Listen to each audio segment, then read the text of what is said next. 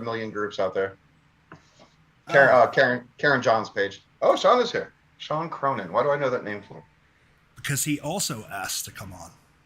Oh. Yeah. Hey guys. What up, bro? What's up, man?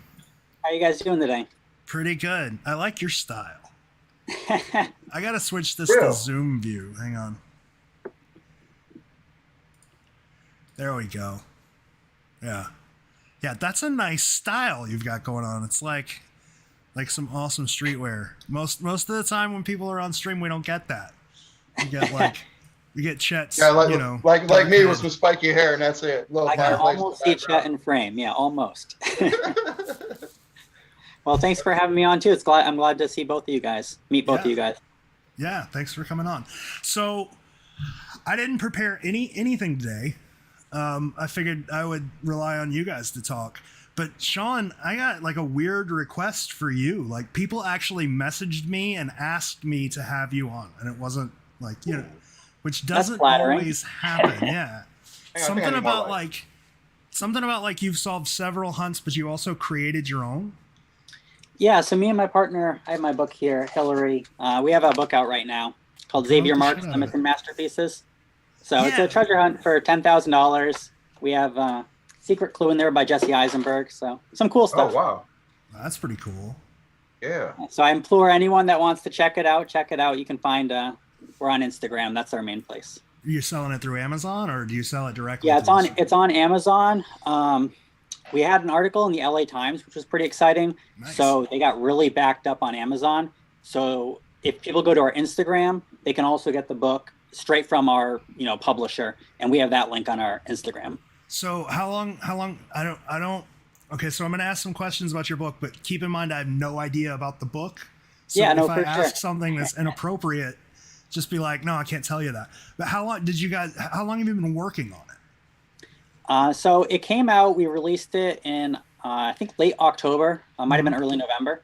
So it's been out for, just long enough where it's like, okay, thankfully nobody solved it day one. Yeah. But before that we worked on it. It's kind of like a pandemic type of endeavor, right? Where we kind of worked on it for maybe a year or so before that. So what's the gist? Is it like The Secret where is there a story behind the book and you have to pick out clues and kind of stuff? Yeah, so I would say it most directly relates more to Masquerade versus The Secret. Our number one goal with it is we wanted to create a good children's book. So more than anything else, like there's a really good story there. There's a good message for kids. It's about, a field trip to the art museum where all the art goes missing. And, one of the young, shy kids has to come out of his shell to sort of solve the mystery. Gotcha. So it's a feel-good story as well. Nice. Yeah, I was actually feeling good listening to it. I was like, the more you talk, the more I was smiling. I was like, wow. But That's our goal. I'm guessing it's not geared towards kids. It's geared towards adults. The treasure hunt is more for adults. I know, like my partner Hillary, her husband wrote up our legal thing, and so I know you at least need somebody on your team that's over 18 to claim it. Yeah. But I would say that people, if they want to work together as a family, there's definitely things that kids could help with. Oh, nice. A kid probably, like a 5-year-old kid's not going to solve it all on its own, but I definitely think he or she wouldn't feel totally lost if they were working on it. Yeah. So I read either somebody told me this or I read it in your comment. You didn't know about The Secret before doing your book? Like your book got you into The Secret? Was that how it works? It might have been close to the same time. So yeah, I learned about treasure hunting in general only a couple of years ago. And that was because the partner that I partnered with, Hillary, on the book, she was into the forest fen hunt. Yeah. Okay. So she was more into that. And it, right around the conclusion of that, whatever happened there is when I started learning about treasure hunts in general. And, then, The Secret was one that caught my eye and really attracted me because it's my type of treasure hunt minus the illegal digging. Okay. But in terms of the puzzles, I absolutely love it. So is that like a rule with your hunt? There's no, you don't have to dig on some federal land kind of thing. Like The Secret has no graveyards. Do you extend past that? Yeah, we definitely say, it's not buried underground. You can retrieve it with your hands. If you're getting in trouble with the law, basically when people message me, the way people message Byron about all this stuff, I try not to engage them too much because obviously we're not really going to give any clues to anybody. And the more you engage with them, the more you encourage them because they think they can get something out of you. Yeah. But the only times I really step in is when somebody's like, I think somebody was like, I think it's in the emergency room at this hospital. And I was like, well, now you're just causing trouble, right? So I'm gonna go out and tell people it's not in the emergency room of a hospital. It's not in places where if you're causing trouble, that's not the design. Yeah. So I love to ask people who make hunts this because I know, like, I get all kinds of messages about the secret. I know JM got a bunch of messages about the tribute, and they tend to fall in two different categories. They tend to fall into either, or let's say three, either a message about how they've solved it when they probably haven't, a message asking for a clue, or a message about some like story, like something that them and their family did because of the hunt. Have you gotten any of those? And if so, what's your favorite? Yeah, definitely. We get a ton of those. And those are definitely, yes, the best type of emails you can get too. Yeah. Because there's plenty of people, especially because like the way ours is designed, you don't know exactly what you're looking for. You're looking for a proxy item, certain things about it. But we definitely get people with like, is this golf ball the treasure?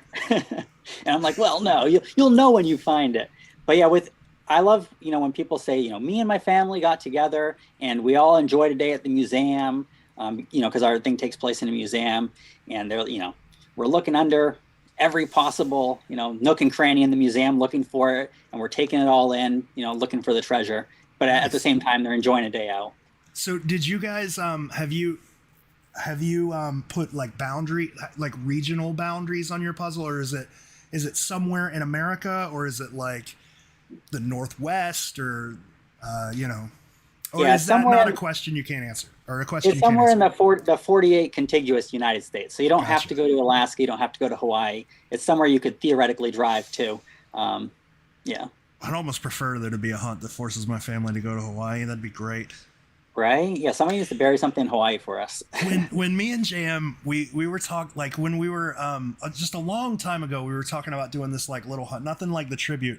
But I went on a cruise and we stopped at this like private island called Half Moon Cay. And I talked to JM when I got back. I was like, let's go back there and just bury something there to force people to go to Half Moon Cay because it's the most gorgeous place in the world. I thought it was fun. Anyway, that's neither here nor there. That's one of the things that's so great about The Secret too, though, right? Is like all of these cities, at least that we think they're in, are all super interesting. There's so much history there that you can take away. And so, I think it was like November of last year, I went around the United States. I was just traveling and I went to the 11 cities in the United States. I just skipped Canada. Yeah. And I learned so much while I was there where it's like, it's a lot better that if, it takes a different type of hunter, right? But like if it was just some random, GPS coordinates by the side of the highway, it might not be as exciting. Yeah, I think that's something that kills a lot of hunts, especially when they don't confine you to an area. Like The Secret was good in that it was 12, so even though they confined you to an area, there were a lot of them. But like the ones that I remember Golden Appletail specifically, there were two. I don't know if you know about that one, but there were two solutions that I heard that I really liked, and one was like an apple orchard that was off some random highway, and it's like in some podunk town in up north, like Colorado or something, I don't remember. And the other was like beside a gate. It's some random, like you're just driving on the road and there's a gate, and like that's not fun. It's not fun to be with your family going on an adventure to a random dirt road where there's a gate, right? You know what I'm saying? An apple orchard could be fun. My family had an apple orchard in the backyard. But yeah, in terms of if you're just going to some random thing I think that's part of the thing. You want people to take something away from every treasure hunt, right? And so when you're hunting The Secret, you have a great time whether or not you find anything, whether or not you even dig. And that's the coolest thing. Like, you don't even have to dig to have a great time. In fact, you might have a better time if you don't dig, because then you won't end up in a little jail cell for the night. So what? Some of the horror stories are the best. Some of the horror stories of going places to dig are the best stories. Like just getting attacked by ants, or having to run and hide here. The sweating, your heartbeat, having to get permission from a forest ranger and meet him 5 times before he'll actually let you go out in the middle of New Smyrna Dunes, so to speak, and just all the fun part with your family too. But there's like the ninja side of things too. That is just That's really addictive too. Sorry. You can be my ninja for all my ideas. Yeah, I'm done with my ninja days. I found it's so much easier to not have to do things like that. Because like I feel like it's a little bit harder up front when you're building the connections to get permission, but then like once you've built those connections branch off to other things. Where if you sort of ninja your way in the middle of the night, you burn every single bridge you've ever made, right? Yeah, and sure it's like when you start building those relationships branch out and just make it 100 times easier for you later on down the road. Yeah, I've definitely experienced that, like especially being like somewhat new to the community. Even though I have my own treasure hunt, I'm still new to especially the secret community. I'm like people like you, I know have been around for forever. And so like when I try to get permission to dig places, because first step, right, you should try to be able to do it legally. So like especially in Roanoke, it's like there were some people I reached out to and they were like stoked. They're like, this is the coolest thing I've ever heard of. Like I want to help you. And like, here's the person to contact. And then I contacted that person and they go, no, absolutely not. We hate everything about the secret. Yeah. You gotta like, well, it's frustrating. So these people, like they get the people that you need to talk to get so many random crazy emails and have to deal with like ninja style situations where people just come in and damage parks in the middle of the night that they build up this wall. You misconstrued me saying ninja. I don't sneak in anywhere in the middle of the night or do anything like that. I do it in the middle of the day in front of everybody and nobody says anything. I'm not trying to imply that I'm talking about you.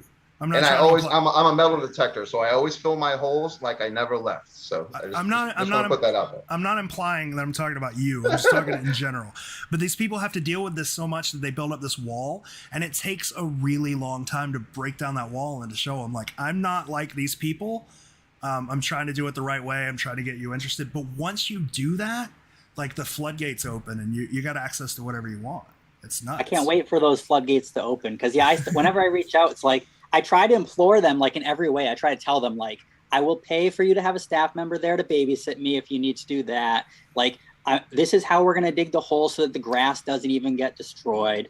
And I try to like give them every possible thing, but especially like Roanoke's one where I definitely have like an exact spot I really want to check out. And that's the most frustrating one. Yeah. Roanoke's tricky because basically if you're on Manio, basically everything's archaeologically sensitive and protected, and it's crazy. Like if you're anywhere near a national park site, I can't even do that anymore. Yeah, it used to be. It's just frustrating when it's like it's one thing I think if you're up there at Fort Raleigh, but like I know you guys are. Or I don't know. I don't want to say like you in particular, but I feel like I've seen on your show people talking about like Westcott Fields, right? Yeah, people are excited about that area. I'm in a different area, which hopefully we can talk about, and it just seems like those areas should be more open to it. Like I understand don't dig under home plate, but if you're more just like out in a field somewhere, it feels like maybe it should be allowed. Yeah. And I think it would be if it's not for that rogue stuff, like parks, as soon as a park worker has to come out and fill in someone's like shit holes that they've dug, you're automatically off limits. They don't want that headache anymore. And it's so hard to prove to people that you're not like that without other connections. That's what I mean when you find an inn with one park service. That's what creates the spider web. Like I got in with John Frazier, and that opened me up to Charleston, and Charleston opened me up in Roanoke, and they had a connection to a guy in San Francisco. And that's what I mean by the spider web. If you can find one park service guy to pay attention to you, like it sort of opens up a lot of doors. So yeah. I hope to get to that point.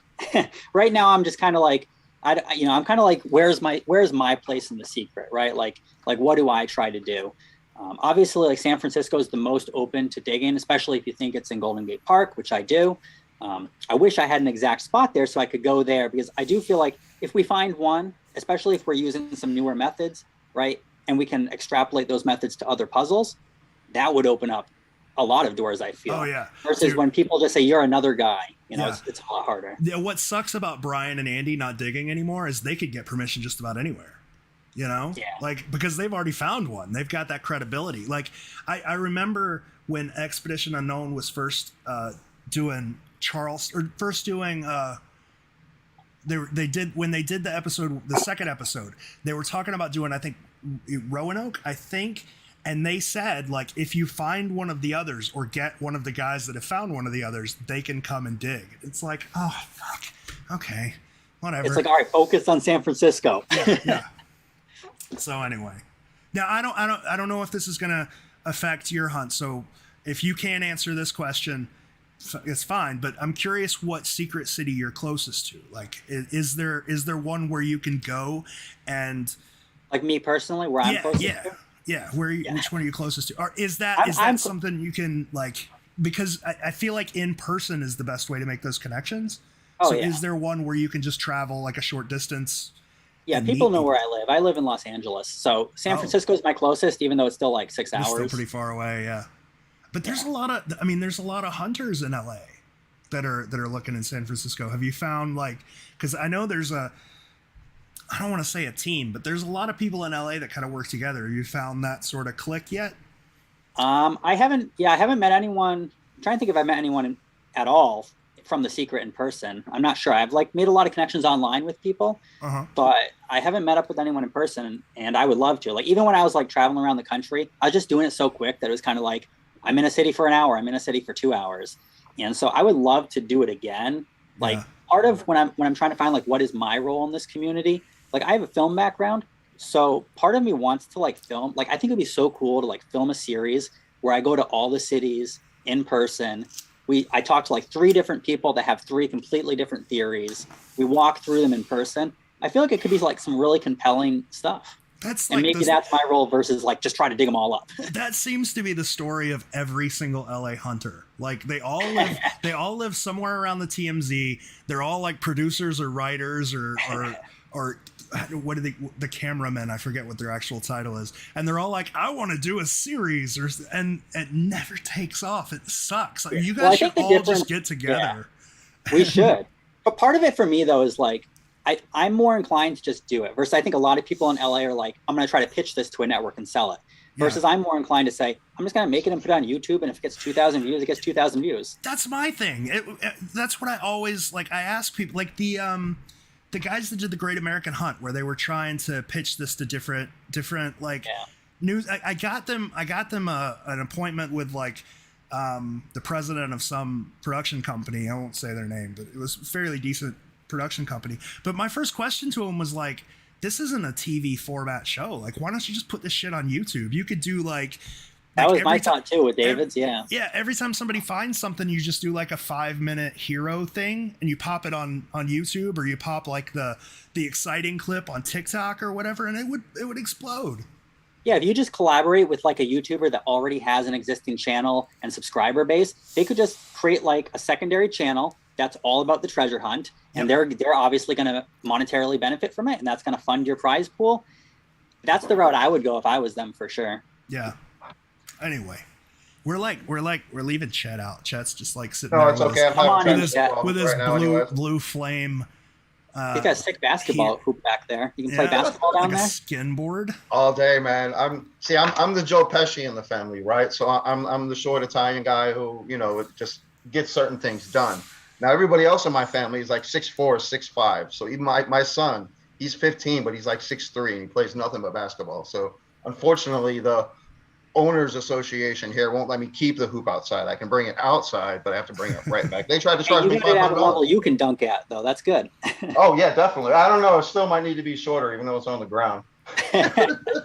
No, I grew up in Chicago, so I mean, I was born here in Daytona Beach, Florida, but I mostly lived in Chicago, so I was back and forth a lot. But I grew up watching Jordan. So what area is Chicago?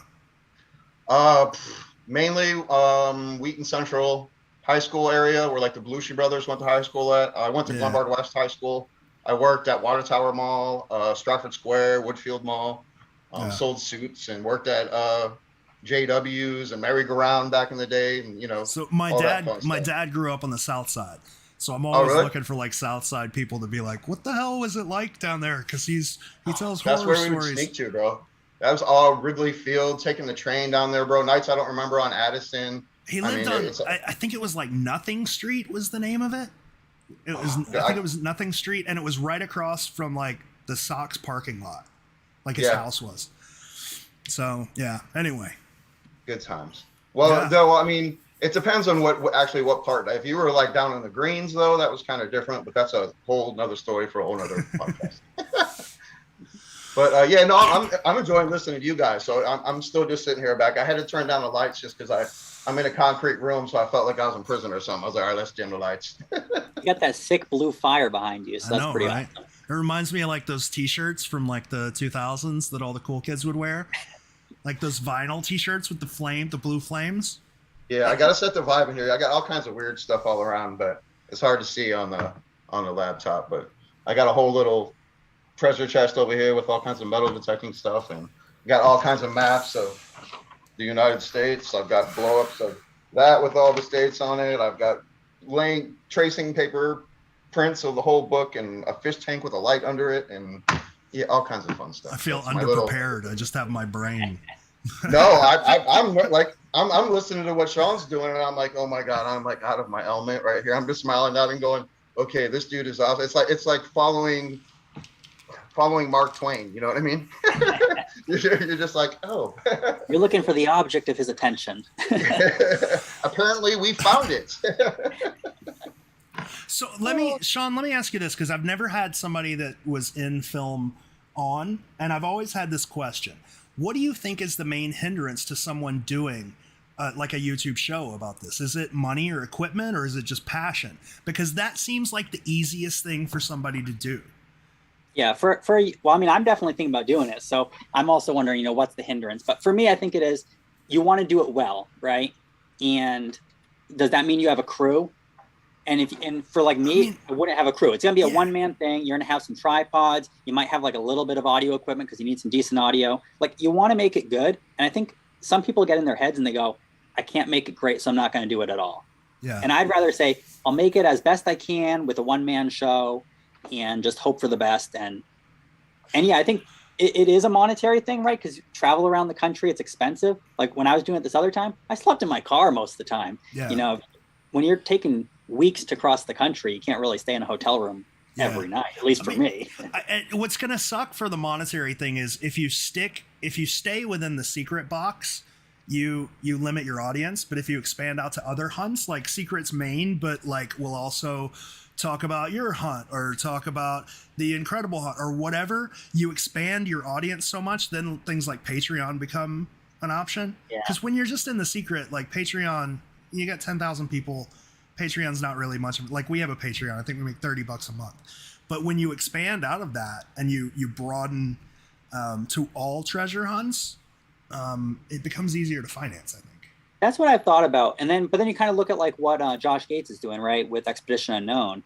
And he did 3 episodes on The Secret, and now it seems like he's done with it, which it makes sense, right? He had like a story arc that he told, and it doesn't really make sense for him to revisit it.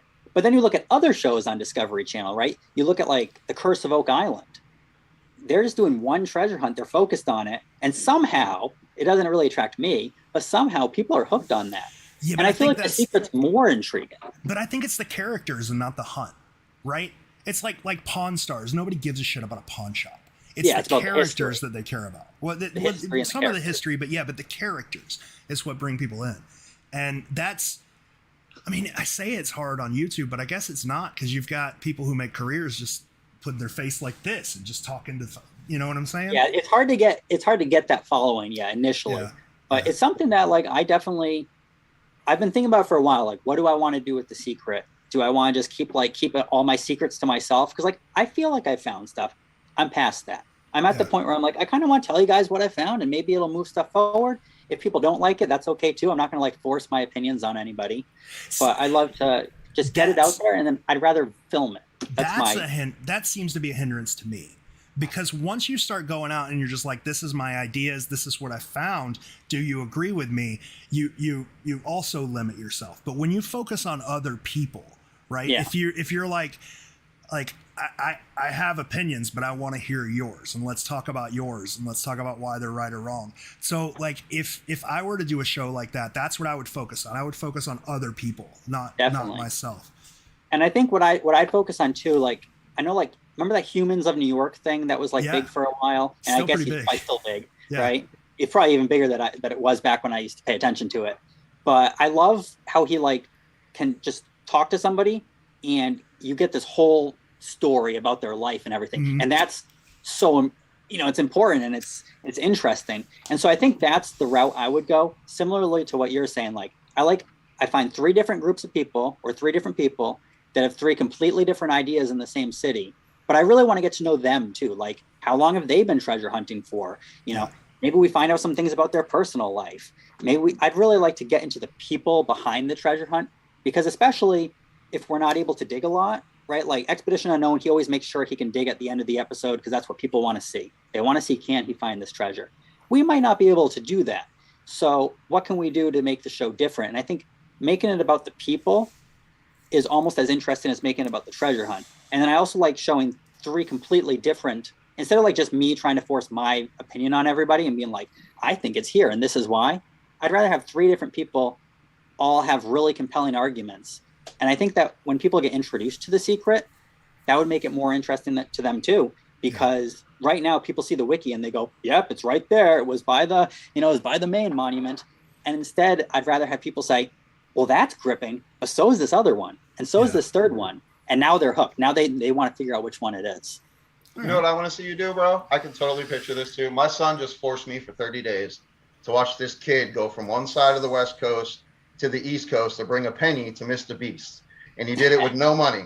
And he had to do he walked dogs, he did Uber Eats, and he traveled, and he earned he got $1 million donated for feeding people across America. Wow. And it was like totally cool. But in this case, instead of bringing Mr. Beast, who's like another YouTube guy, a penny, you should have to bring George a golden shovel. And then do the same thing. And it's for, may say, Byron's charity that he has, that for everything he does. And then like people who donated like $100,000, he put a tattoo of their whatever logo they wanted to on his body. People who, and then all the money you earn at the end of the night, if somebody donates like $5,000 or something called the Great Reset, and it takes away all the money you earn. So if you were all set and like, oh, okay, I'm not sleeping on a park in a hammock, someone donates $5,000 and they could hit the reset button and take all your crap away. And he went from city to city, then he'd earn enough money to get a plane ticket, go to another city. The hairs on my arms are standing up, bro. You need Mr. Beast sponsorship. I need Mr. Beast, really. What I need. Yeah, no, I mean, dude, he raised $1 million for people's meals, bro. I mean, it was. He does a lot of really good. cool. I love Mr. Beast. Yeah. And then He's it's taken. not me. I mean, he was bringing a penny to him, but it was some other kid. But I mean, it was really cool. I mean, every night we were like watching it, and my wife usually watches the Kardashians, but we were watching this. You know what I mean? So.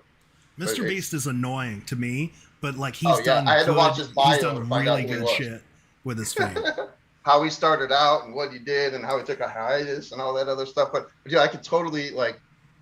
Like I want to sell candy bars. Why can't I sell candy bars? But yeah, if you like, dude, if I would kill for somebody to make a decent show about this. If you need any help, let me know. Absolutely. We tried to do that once. We set up a LLC, like 12 Treasures Films, and we were reaching out to people and we're like, let us just tell your stories. And it's really hard. I think people like get in their heads and then they're scared to tell their own story because they think like, people aren't going to like it or they're going to laugh at me or whatever. So it's really hard to find people that'll let you do that. But yeah, if you do it, let me know. You got all. Yeah, definitely. I definitely, it's something that it's where I'd rather go with it right now versus just head down trying to work on the treasure hunt on my own. Yeah. Like to me, I've always been a storyteller. So I'd rather tell the story of this because to me, it's so fascinating. The whole hunt itself is fascinating. The history behind everything you look into is fascinating. That's the big part. And I love the fact that like, if you take something like the object of Twain's attention, how much have we learned from that one line? Because people can go 12 different directions with it and you learn 12 different things. And then those branch off to 12 more things each. And you end up learning thousands of things. And so I think like the amount of knowledge you can learn is nearly unlimited. So yeah, I would love to work with you to, see if we can find the right people who would make this even better, right? The right people to appear on the show who might have something interesting to say, might bring something from their own background that's interesting. Because I think that's what's going to make the show is going to be who are the people that want to do this. Yeah. Well, cool. Dude, I get so amped when people talk about stuff like this. That's like, let's just do more cool shit about this hunt. I mean, I'm definitely like the type of person, like I drove around the country to see those 11 cities, and I'm definitely the person that'll just drive around the country and film 11 episodes. I'll just do it. Nice. So let's we've been doing this a while. Let's talk about The Secret. Pick a city and let's just talk about it. What city or what let's see. I know Chet, you're probably most interested in St. Augustine. Sean, you're probably most interested in San Francisco. Which one do we want to talk about first? Well, the ones I have the most, I'll let Chet go first, but like for me, it's going to be the ones I have the most on that I'd like to discuss, like with my method, will end up being New York and Roanoke. But I'll let Chet go first with whatever he's thinking. No, go New York, bro. You would think I live in Daytona, so I'm real close to St. Augustine. That's where I'm at most of the time because I've only able to get to New York one time. But they all kind of line up under the same recipe, or stone match theorem, as I like to call it, or they're all kind of laid out the same. So I'd love to go with New York, man. I really recently just kind of started talking about it a little bit more. So let's ride with it, bro. Nice. The one city I know the least about. Let's go with New York then. Well, you're going to know the most about it by the end of this conversation, right? All right. If it goes the right way. Yeah, totally. Well, what do you think about it, Chet? You want to start us off? New York. I'm a Battery Park guy. I'm right across the street from the Alexander Hamilton House. My whole thing is maps. I can tell you that and like this also from the back of the book, the main monument, the model from it with their arms out, that's Audrey Munson. Audrey Munson is also the lady outside on the statues of the Alexander Hamilton House. She has a chicken right there behind her, which also, in my personal opinion, the Battery 4-5 subway tunnel is the stone match from above. Because if you look at the shape of the Alexander Hamilton House, it's round. It's the big drop. Next to it is the stone. Next to that is two more drops, which right there is your John Erickson statue. And the statue with the flagpole base with the story about the guy giving the stuff on it. You literally XY them. It puts you in the middle of the teardrop in the planner. Long story short, there's a lot more to it, but sweet and short, that's kind of it. I could say my Shadow of the Great Giant is the Standard Oil building, which most of the buildings in it are going to be donated by your corporate giants, Rockefeller, all those kind of guys. You know what I mean? So Carnegie, the whole race to see who could be the richest man, hence the guy with the money bags on his back. Turns out they died. They realized, okay, who's going to give the best money away? Just like your Cleveland saw with a lot of that painting is the Rockefeller greenhouse, which in my personal opinion, also stone match. But I mean, they all kind of work the same. But I mean, I'm literally 22 steps from the 4-5 subway entrance to the right, or if you're on the other side and you're standing at the flagpole base across from the Men in Black building, 22 steps for the left. I flew out there. It was winter.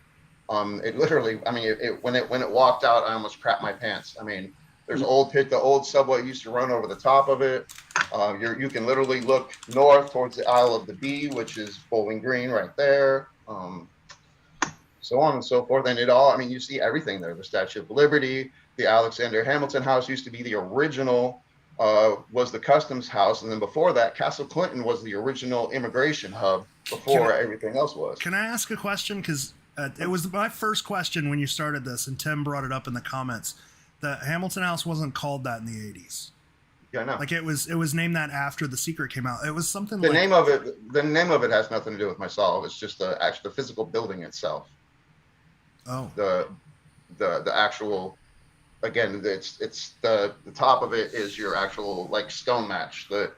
If you look at the big drop and you go, even to this day, you go on Google Earth, it has the big oval shaped dome on top of it, which is your big teardrop. And so on. The name is just, I mean, that's just happens to be the name of it. That's everything else right there is about stone match theorem, about I could even say the glitch is a universal map, that the pencil on the glitch lines up underneath her sleeve and it leads you down on a map to Battery Park. But I get that look when I go into that. So, yeah. But I mean, it works on a lot of different aspects, but that's just some things I've spoke about to other people without, putting anybody out there on Front Street, because I don't want to get any flack for that. So, sorry. But what are your theories? Where are you at? I mean, there's other places. I mean, at one point I was on Riverside Drive and I was thinking by Grant's Tomb. At another point, I'm thinking by Fort Tyron, which somebody from the book lives really close to. And I was, Are you asking where? Stuff, are you asking where I'm at in New York? Both of you guys. Your opinions. Like, where would, if you had a chance to dig, where would you, or general area? I mean, are you like in, Central Park? Are you a Coney Island guy? Are you in a, are you a I'm baseball more of club a in the Coney Island fridge? guy. I'm more Are of a you? Coney Island guy, and I mean, there's a huge link there. I have to let me bring up a map of Coney Island because I don't want to get there. Like I said, I don't know a whole lot about New York, so I'm really just like. Well, the guy that owned the train ride owned the Cyclone in Houston, and he also owned the Cyclone at Coney Island too, I believe, historically speaking. So there is kind of a link there. So when Boston was solved, it changed a lot of stuff for me, and it made me start looking at like is it alliterative? The alliterative, the illustrative ways that we can look at both verse lines and the painting. And I thought to myself back at one of the episodes that John Palancar gave, where he was like, some of the paintings are very like some of the puzzles are very image heavy and some are very verse heavy. And I looked at the New York image and I saw that number one, it's very sparse. And number two, it's not very well done, which leads me to believe, like in the interview that he gave that isn't fucking out yet, but there's something we've talked about a little bit, is that they stopped caring about the puzzles they stopped caring about the paintings more towards the end. Like there was less shit done towards the end. Like they stopped naming them, for instance. And New York is just so badly done.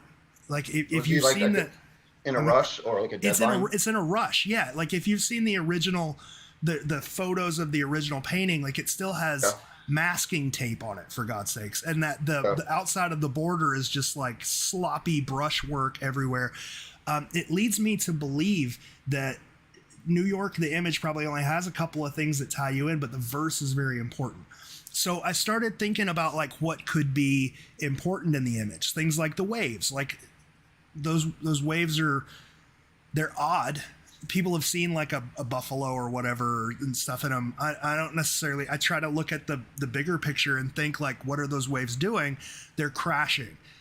That could illustrate things like surf. Like, so Surf Avenue running right down Coney Island, that was very interesting to me.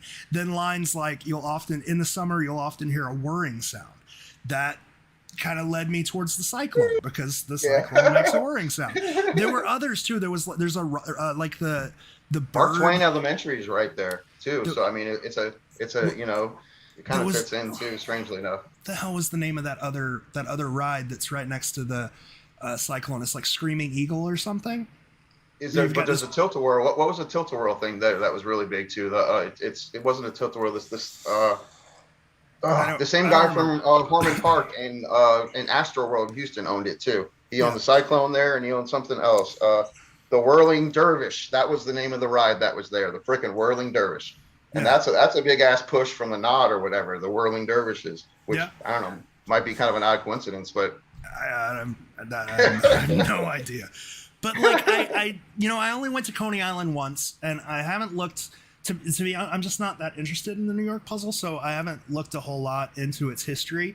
But there's certain modern things about it that I've seen that were interesting to me. Like when whatever park it is, I think it's Luna. It's not Luna Park. It's the other one. It's the one that has the Wonder Wheel. It's the one that has the Wonder Wheel. I forget the name of the park. Anyway, when you go into that park, if you look down, there are painted footsteps all along a path, right? And that path leads you below a sort of like a walkway. It leads you down below a walkway, and it's a very narrow way to travel. I feel like, I don't know if those were there in the 80s, but I feel like if you're wanting to tell somebody steps and you're wanting to count the steps, that's an easy way to take guesswork out of it. It's physical. It's right there in front of your face. I remember seeing a picture of, as soon as you go under that walkway and you go around the Wonder Wheel, there was a giant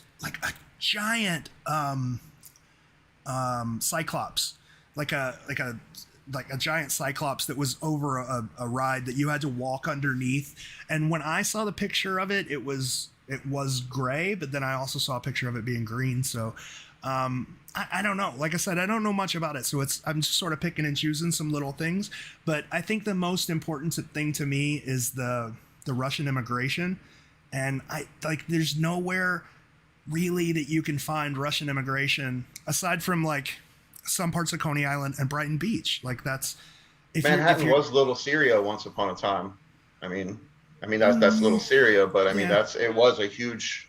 I wish I don't have the capability. I mean, I have pictures and stuff of all this. I just don't have like I have the old maps of it, and I mean I'm a historic Florida and Civil War nerd. I mean, it's usually what I share all over my Facebook. It's just old photos of stuff that no one knows why, but I'm like, I know what this means. You know what I mean? But I just don't have the capabilities to show it. But I mean, that's been a really, really huge link. Was I mean, just and then all the history right there before. But again, that's I'm also just because I think I finally wound up a Battery Park guy. Because keep in mind, I started out a Ponce Inlet guy and wound up a St. Augustine guy anyways. What the hell? I mean, it's hard to not wind up a St. Augustine guy. It's the right city. It's hard to find because I describe it as it's a through and a to, but not an at. Because you learn when you look, you learn all the history from the Everglades, the tribes, everything. Osceola, his nephew Cucachi, Ponce de Leon, Antonio Ponce from Ponce Inlet, the whole Third Indian Seminole War, all the generals, you learn all that stuff. What the hell did you learn from? What the hell did you learn from Chicago? Nothing. What did you learn from Cleveland? Nothing. What did you learn I learned from a lot Boston? about the Great Fire and how it was once it used to be waterfront, and Grant Park wasn't Grant Park; it was Union Square before. What does that have to do with all the debris? What does that have to do? It all links up with a lot of other parks that were once also ocean, but then because of a great disaster, it was all pushed up and moved up all over forward, just like Battery Park, just like a few other parks. But what does that have to do with it being solved? Yeah, like I agree with you. Right, that part is map and stone match and burst match and image match. The fuck is a stone match? I'm talking about the history and everything that I learned there. I mean, I think kind of what George is getting at is what's interesting is that like we're talking about Lincoln, we're talking about Roosevelt, we're talking about Socrates, but none of those guys really have to do with that area. They're just landmarks. Yeah, like it's cool to learn about them, but I mean, what does that have to do? Twain gave the best speech Grant ever heard there one night. He was the last to speak, and Grant was freaking falling asleep. And this is when it was Union Square. And he came up last, and by the end of it, Grant was freaking cracking up, laughing, rolling over in freaking tears. And that's how they first started their relationship and became friends. Again, maybe not part of the solve, but some people say his face is this, his face is that. Just part of the history. But another cool, interesting factoid, or the old water tank library, or there's all kinds of old stuff that leads up to it. They're cool stories, but they don't have anything to do with the solution. So I beg to differ. Well, but then you have like Paul Revere, right? Paul Revere definitely in the poem and definitely has to do with that area. So there are some, but it's not. I mean, if you listen to Henry Wadsworth Longfellow's Ride, it describes the poem and the painting perfectly. I mean, it talks about the being up and looking out the North Church window. The other one part is he's standing at Langon looking over the Coops Hill, over all the graves at the top, and waiting for him to light the lanterns from the top, 1 by sea, 2 by night, and all that stuff. And the zigzag shadow of the British ships coming on the 12th day and this night. And it's the verses and everything match. And I mean, there's a lot to all that. I mean, they're really, and again, my opinion, again, with a stone match, that the North Church would be your stone match. And then if maply speaking, if you use it, the Columbus face, which also matches Palmetto Langon's face, but that would be the top of it. You use the arms and everything as a map. The box is Coops Hill. The wrist with the thing is on the left. I mean, it's a giant map. They're all maps. Let me tell you, when I hear someone say this, when I hear someone take the 3 solved puzzles and build an elaborate thing around it, this is what I'm hearing. Really elaborate. It's there. Match. It's pretty elaborate. But let me tell you what I hear. This is what I hear when I hear the elaborate thing. I hear them going, "These puzzles are bad. They're horrible." Because and Sean, I'll ask you this, Sean, because you made a puzzle. If you put out a book full of clues and I were to take your book, use 2 of those clues and solve your puzzle, is your puzzle bad? Yeah, I mean, obviously, if you after 40 years, we kind of have a big head start. But then you could look at the puzzles and maybe they are bad. It's bad. Right? They're saying there's a recipe to it. If you live in Chicago and you recognize, that little beast or any of that, or just the fence, right? You might recognize the fence. Like, is that a bad puzzle? If you can just dig around that, but then how close was it? You still have to figure out the ending. You still have to figure out. And I don't think anyone's figured out the ending yet, to be honest. But that's my thing. If you figure it out. If this puzzle is grand and elaborate and there's a lot of outside information that we need, and we've solved a quarter of the puzzle without, or the puzzles without any of that information, then it's bad. It's a poorly made puzzle. But I think that makes sense. I beg to differ. I think it makes sense for it to be a bad puzzle, though, right? You think it would be a lot easier than it was, and I think a lot of us just make it more harder than it is. Not saying it's easy at all whatsoever. Please don't think. Well, I mean, you're complicating the ones that are solved, and then saying that not really. I'm actually trying to simplify them and saying they all simply I don't say they work the same way, but they have the same method. They have the same layers in them. They have the same. They have math, they have QED, they have sins, they have, they all were the verses referring to chess, violins, quantum mechanics, elusive proposition. This is all from the book. No, this is not off the top of my head. No, because it's simple math if you know what it means. If you know what Euclid's theorem is simple math. Well, yeah. Okay. All right. Well, okay, so I'm clearly giving my opinion, and now you're just like sitting here kind of laughing at me. There's something called a sin or a tan, or it's all mentioned in the book. All these theories I'm stating, you can find them all on the calculus page in the book, literally word for word. So first, don't take things so personally. We're not laughing at you. We're just talking. It's a conversation. Nobody's saying you're wrong. Yeah, and I think like Sean, I would agree with some of this stuff too, but I maybe it's being presented. Like, I agree with the back of the book being important. We'll get into that when I get into like the stuff I'm talking about. I hope the back of the book's important. I do. I really hope it is or not. I hope it is. Yeah. Because it seems stupid to make like 3/4 of the book. I'd like to think by the end of this conversation, I'll talk you into it being important. We'll see. Okay, cool. But please, Chet, we're not. I'm not. Neither. I know me personally, and I can almost guarantee you, Sean is. We're not making fun. 0%. We're disagreeing. I would disagree with but you. But you're disagreeing without even actually seeing it. Like I said, I can't it's because just be open-minded, and it's not. So it's. Here's the problem people have. They just throw shit at you, and they don't explain why. They're like, Euclid's theory is important because it's in the book. Why is it important? And I think that's why I asked you, like. Well, he's on the pillars at Cleveland, so him and they're all the guys who created that. There's a lot of people in the pillars in Cleveland, but none of them mattered. Like Pindar. Well, I understand. A kid from 1979 wrote his name on it too, but that's neither here nor there. The actual physical names, But you're. But why? Okay, go on. I'm sorry. Tell me why it's important. I'm gonna smile and nod. No, dude, what the fuck? I like hearing it, because who knows who's right until we find something. All I want to know is why is it important? Why? Because the whole mathematical equations of it. A lot of this is about the Greek people and everything like that. Tell me the formula that makes it important. Tell me. Okay, in the book, we'll go at the back of the book. It talks about sins and tans. A sin and a tan are two different mathematical equations. One is an XY from the top of a tree, how far the shadow will land from the height of a tree. A tan is standing at the ground, which would be an XY from one location to another location, where they intersect at. Like in Chicago, for instance, the end of the fence and the end of the trees, where they intersected at Cascade, just like the two instructions for Cleveland, where the two places told them to get Cascade. That's what sin and tan means. It's a mathematical equation. Simply Are you using the shadows with that? You can. It depends on the location in the verses, because they're not all the same. And again, this is just my opinion. I think there's 3 different kinds of locations. I think there's 4 ball fields. There's 4 botanical gardens, so to speak, and then 4 like Chicago kind of locations, which would be like a St. Augustine or Grant Park, or, depending how you feel about City Park or where you're at in NOLA with all the other parks, or if you're, by the Ghirardelli in Funston, or if you're a Mascone Park guy, or, whatever you are, or the word posh being mentioned around, which is port side out, starboard side in, which, means seen by the sea. And, it all adds up. It's all from math stuff. And it's hard to just explain, but it works. Well, let's break it down a little bit. Let's take your sin and tan and let's apply it to Cleveland. Okay. How does it work in Cleveland? Well, what was Cleveland's too? He had to walk up from somewhere and then go over so many steps, right? Well, he had to walk up some steps and count some stones. Okay, so but technically, mathematically speaking, he walked forward in a line. He took the big giant hop or whatever it was, and then he went to the one side accidentally wrong. Then he went to the other side. That's technically an L. That is a tan because that's not a shadow of something standing high. It's the shadow of a L and a Y on the ground. So he followed the instructions.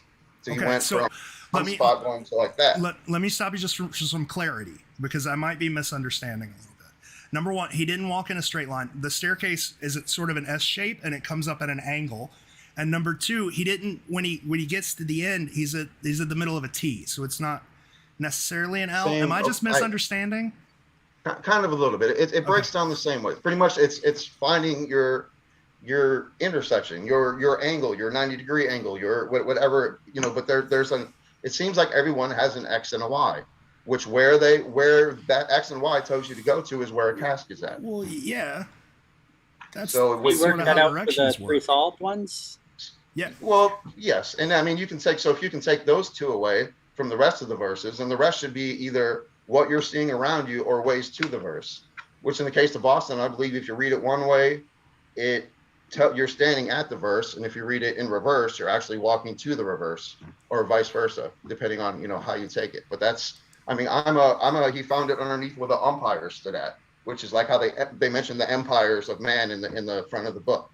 I think it was right underneath the empire, but and then that's where they talk about Theo and Exo and. They were gladiators and all that stuff. But again, it's like it's an X and a Y for the most part. I do think that's what makes it so tough to like, if you try to work backwards from the three solved ones, is that we really only know exactly where one of them was found, right? We can speculate on the other two. And I know some people are convinced they know where Boston was. I'm not necessarily there. But I do think that it's easy to get close to those final locations. But as we know from all of our other, cities, we could be close right now. And we might just be not knowing exactly what that final step is. I'm a big fan or a big believer that there's a final step to every puzzle that's sometimes difficult to find. And unfortunately, the one we know exactly where it was is the easiest final step to figure out, right? It was just that you had to go right to left instead of left to right, or look at it backwards, however you want to say it. Yeah. Yeah. My biggest problem is I try to give too much information at one time. I can't just say, hey, there's a shape of Ohio on this picture.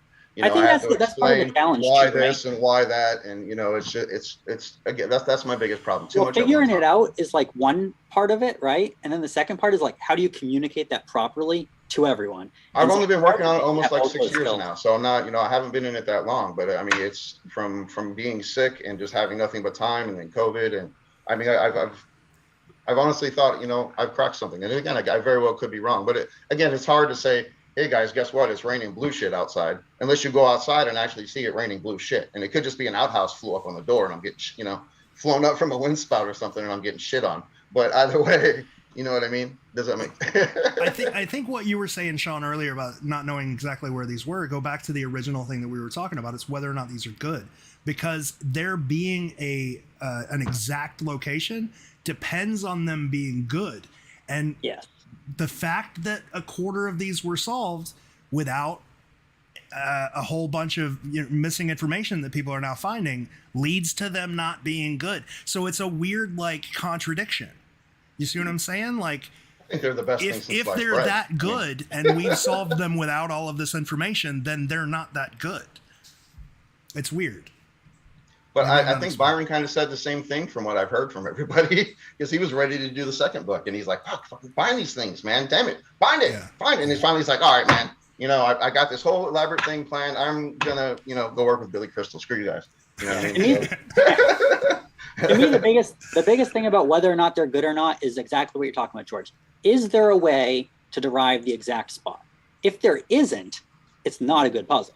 And that's where I come up with the X and the Y. It's got to be a historical X and Y where something that's not going to move for a while that is pretty sure is going to give you two solid spots to find with. I mean, there's it just, damn it, it has to. I mean, it doesn't, but I would love for it to. Gosh, I would love it for it to. I mean, we've seen plenty of treasure hunts that just have a crappy answer, right? So. And I'm not out going, I'm going to use this to find the cask. I want somebody to actually understand what the hell this nonsense that's coming out of me, to understand it and to find it and be like, you know what, that dude's right. Because then I'm like, okay, bro, here's 3 more X's for you.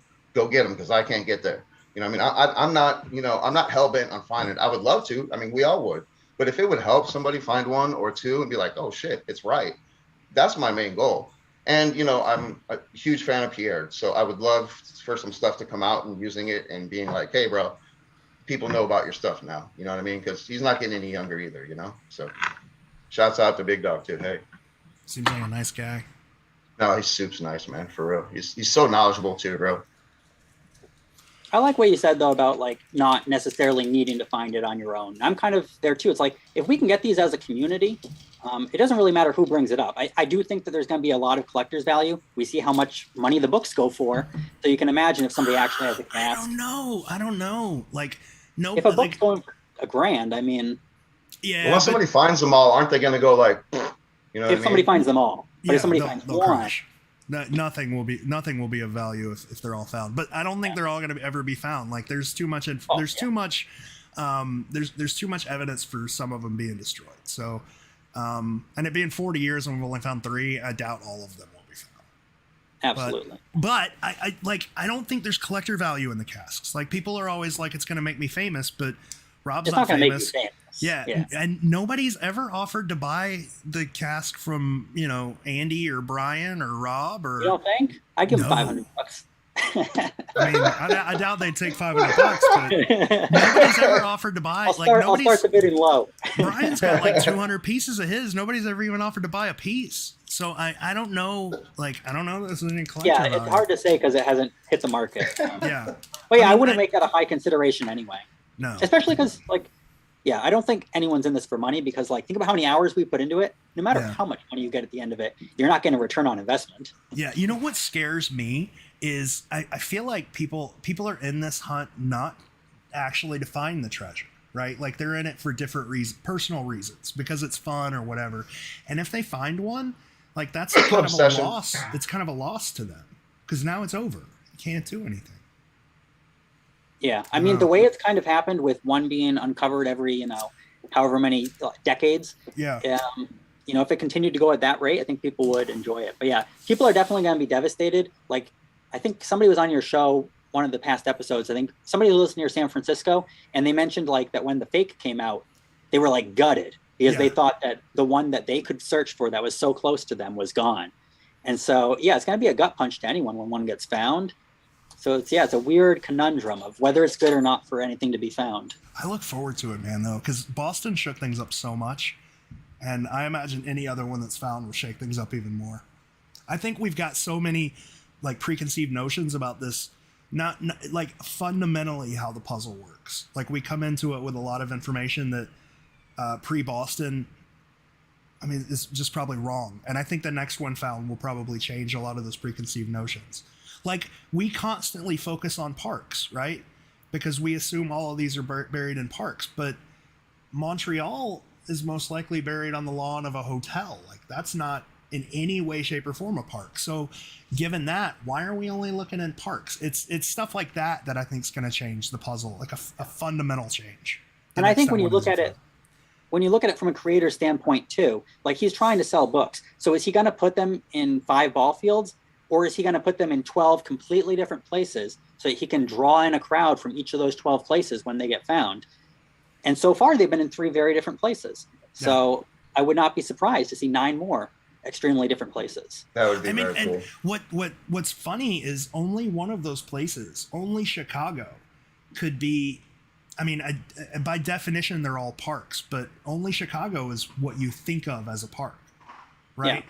Like Grant Park is exactly what you think of as a park, but when you think of a park, you don't think of the Greek Cultural Gardens, right? You don't think of a series of ball fields at Landon Park.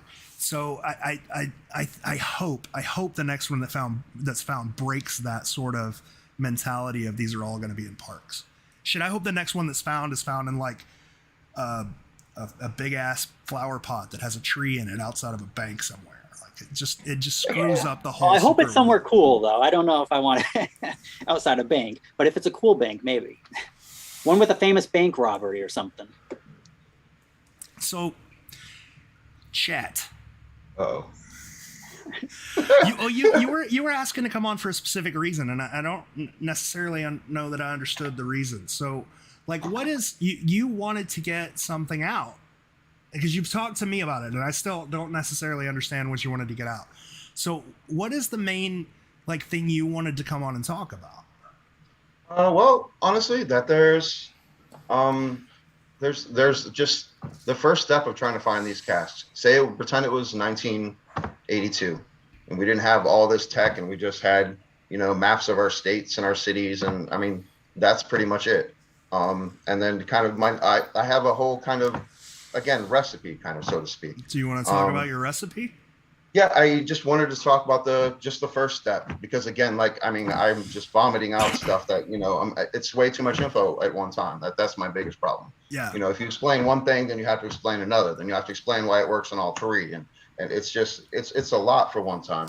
But simply put, John Pierre's map, which a lot of his other stuff has a lot more to do with it, like layovers, the painting and stuff like that, which some people believe, some people don't. But that's, and again, I have tracing papers and matching and stuff like that. Layovers of the paintings? No, John Pierre's images that are on the following pages. See, this is where I just don't want to go on any further because the pages 11 through all the way to the dragon on page 18 all match up over on certain top of parts. Wait. Hang on. Let me get a book. Page 11. 11 through 18, right? All right, so we're gonna skip the states and the states, and we're just gonna go with that, okay? Because I have the tracing paper things right here. Okay. So now, and I know it's pages 11 through 18. So starting with Not So Awfully Long Ago. Yeah. On page 11, Chet? Yeah, but we're talking about the images. Yep, of course. Yeah, okay. Notice how each one on the bottom has gaps, lack of space, lack of art, lack thereof. Okay, which is like when you're on the radio or you're doing TV, dead air is bad. You don't want nobody saying anything because then everybody's, especially if you're in a club or something like that, dead air is bad. So there's a reason why there's in the sky. Yeah. There's a reason why there's dead air there. If you take, let's go to page 13, okay? And the kids, we'll use Chicago since we were just talking about Chicago. Yep. If you take the triangle rooftop of that castle that's on the right, that matches a rooftop on top of the painting on the castle hat, which puts that little dude with the bag over his shoulder. It puts him hiding right there at the fence post. Yeah, but that's not Perard's work. Well, I'm okay. talking about the map in the beginning and going on from there, though. But this is just you asked me about what in between the pages 11 and this and that. Well, you were so talking I kind of got off subject of you were talking about the castle on page 13. That's not Perard's work. Well, I know, but I started with the cities and states. Okay. All right. Sorry. Okay. Yeah. No worries. But it's kind of those guys are kind of a mix down there. Some of them, there's a couple that are him and somebody else, I believe. Yeah. It's John. It's Palancar. Yeah, but there's it's kind of a collaboration from what I've. Well, so not really. So what happened was they all drew a bunch of art, and then Alex J cut and pasted it to make the borders. So it's all just sort of cut up. So like when I was sitting down with John long time ago, he was pointing at shit and he was like, "This is mine, but this isn't mine, and this isn't mine, and this is all an amalgamation of different people's work, and it was done at different times, and it was just put together by Alex J and made into a border." Heard. Okay, so you take the castle on the right side. That triangle roof matches over the top of the roof from the castle hat, which puts that little dude hiding right there at the fence and fixture. They all, a lot of them have that. Your pillars that are on the page with the two pillars, the small pillar in front of the bigger pillar, which would be page 17. There's the larger pillar with the guy standing on top of it and the smaller pillar. Yeah. That smaller pillar lines up, matches exactly to a T the pillar on Cleveland, and he's literally pointing at that side of the planter where the cast was found at on that side. The next pillar underneath them happens to match Houston exactly the same when you lay it over. Like again, if you have this printed on a piece of tracing paper and lay it over the painting, they match. I mean, they're for sure at least inspired by the paintings. There's no doubt about that. They all literally match over the top of it. But the strange thing is, okay, what falls in these corners right here, like for the Solve 3, is the fence, which is also if you use it to do Boston, is the wrist where the leg is sliding into. You have the You can match the mast on the ship on page 13. You can match that exactly to the same exact size tree on St. Augustine's picture. The tree that she's hiding behind right there matches the shell thing, and it turns it into one whole entire tree with the bottom of the flowers. The pirate faces on 12, they match the trees exactly from the painting with the little pirate faces in the tree. They all line up one way or another. Some of them I don't know what they mean or why, but they all when they're printed on tracing paper and you lay them over, that they match. And then, like I said, the solve 3 stuff falls in the corner. Your XY or your what is talking, in the case of Chicago, your fence and fixture. You know what I mean? The sleeve and the sliding base falls in when you line up the roof. The little thing dangling off the roof with the top of the box on Boston. They all do it. And again, it's kind of information overload, but there's layovers here that work and like show you things. And some of them I don't know what the hell they mean, but they all seem to have it and do it. But they all kind of the thing for me, the stickler for me is they all kind of work in retrospect. And when they're working in retrospect, they don't matter. Because I don't know, you see them before the painting. But okay, that's nice. If you take one of these and print it out on transparency, let's say whichever one you were talking about with Chicago, where if you overlay it on the castle and it lines up with the fence and fixture, that thing, in order for that to help, you have to have already found the fence and fixture. You have to have already found Chicago. You have to have already gotten to the dig site in order for that to help. You would know by, again, the steps you would have to take in the recipe to find that prior you would to. Know you would know by the fence post being in the painting. Not if you weren't in Chicago, you wouldn't. But then if you weren't in Chicago and you okay, so you're saying, okay, so we're doing this as a write-in, right? You overlay these things. What do you do from there? Like if you're not in Chicago, you find the city. You find the city and the state on the map. Okay, right. on page 10. All the cities and the states that they're in are all on page 10. All the cities and the states are on page 10. And states, like say the shape of Ohio is right up top in the middle. That's the easiest one to see. Yeah. Okay, the cities are there as well. You just have to look a little bit harder. They're all there. So that's telling you every city and state if you can find them. Then you, in that city and state, you find one of the historic buildings from one of the cultural giants. Then that puts you in a general area. If you can match the layovers and you find where that little dude is standing at, that would be the structure you'd be looking at if you took the time and actually went to that park to have boots on the ground and dig it up, no matter what time of year it was, for the most part, long story short. But in general, I'm not saying I'm right. I'm not saying I'm going to find them with these. I'm just saying it works, and hopefully it'll help somebody else find them. But wait. I want to follow this line of thought. Okay, so let's say you did your overlays. Let's say you're in Montana, and it's 1982, and you're a kid, and you did your overlays, and you figured out Chicago, and you figured out the windmill, and you did your overlays, and you figured out that this overlay points to this random black shape, and you have no idea what this random black shape is because you've never seen it before. It matches the waterfront of Chicago. I'm talking about the fence. I'm talking about the fence post. But I mean, that's you wouldn't know what to match us with until you got to Grant Park. So you have to go. That's what I said. Until you were BOTG, which is boots on the ground. Right. And that's because back then, like I said, that would be the only way to see it. But it would give you a general area, a general park, to look around and follow the verses. And I mean, okay. It should in general. What I'm trying to find, I guess, is an addition, right? Like there's in puzzles, there seems to be a couple of different things. There's information that adds to the puzzle, that adds to your understanding of the puzzle, and then there's information that just sort of is the same. It's like matching. People call it confirmation, but it's not really confirmation. It's just matching information. But you can, but you can do it with the other. It works with the other puzzles too. So well, we don't know that. Yes, we don't know that. No, we don't. But if somebody would ever go anywhere or a general place that somebody would post or share, they might be able to find it. Again, I'm not saying I'm going to find it where I'm at, but I'm saying it may work. So if somebody's there and they're listening and they see that it makes sense and it puts you in a general area, try it. It very well may work, is my point. I'm not here again saying I'm right or anything. I'm just saying it works. Well, and then you throw in the maps in the back of the books and the silhouettes and all kinds of other stuff. That's the biggest thing I'm interested about hearing Sean talk about is what he's found in the back of the book, because I'm a big fan of it. Okay, but before we do that, I want to make really clear, dude.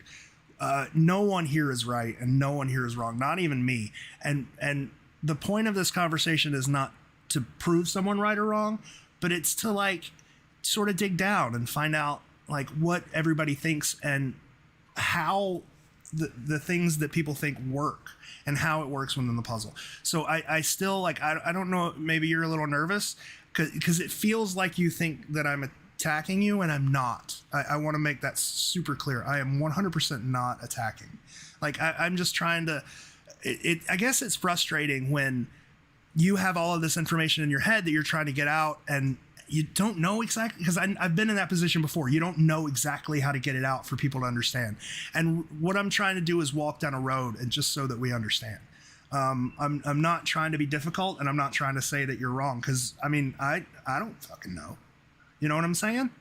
I just don't have the capabilities of actually being able to put up a print of a map of the United States, and that map, make 2 cities and states come off and put them over the top of each other and go, look, these maps. That would be all I'd really like to do. I mean, honestly. I have that capability, dude. Let's work together and we'll put something together and we'll show people. We'll show people your ideas. And it's not even about, again, it doesn't even have to, you just post it anonymously from, some weirdo dude from over here. We'll just but make I mean, it. Why it don't, works. I mean, It dude, really we live an hour and a half away from each other. Why don't we get together one weekend, fucking come over, I guess, and we'll sit down with Photoshop and we'll make some shit and we'll make it exactly how you want it to look, and you can put it out. Because I feel like the biggest hindrance to new ideas coming out is not that people don't accept new ideas, is that people don't know how to present those new ideas in a way where they make sense to other people. And I can help you with that. So why don't we just do that one day? I mean, we can't do it this weekend, but one weekend, man, why don't we just get together? Come over to the house. We'll fucking grill some steaks and we'll sit down with Photoshop and we'll play around until we get something presentable for you. Heard. Does that sound good? Again, it sounds excellent. It really, really does. Cool. I mean, again, that's the biggest, problem is how to present it to where it makes sense.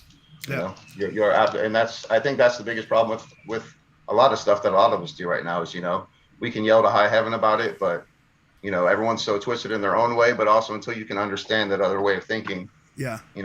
And you don't have to very don't worry about supplies, dude. I got a whole fucking art room full of tracing paper. We'll be good. We got everything we need.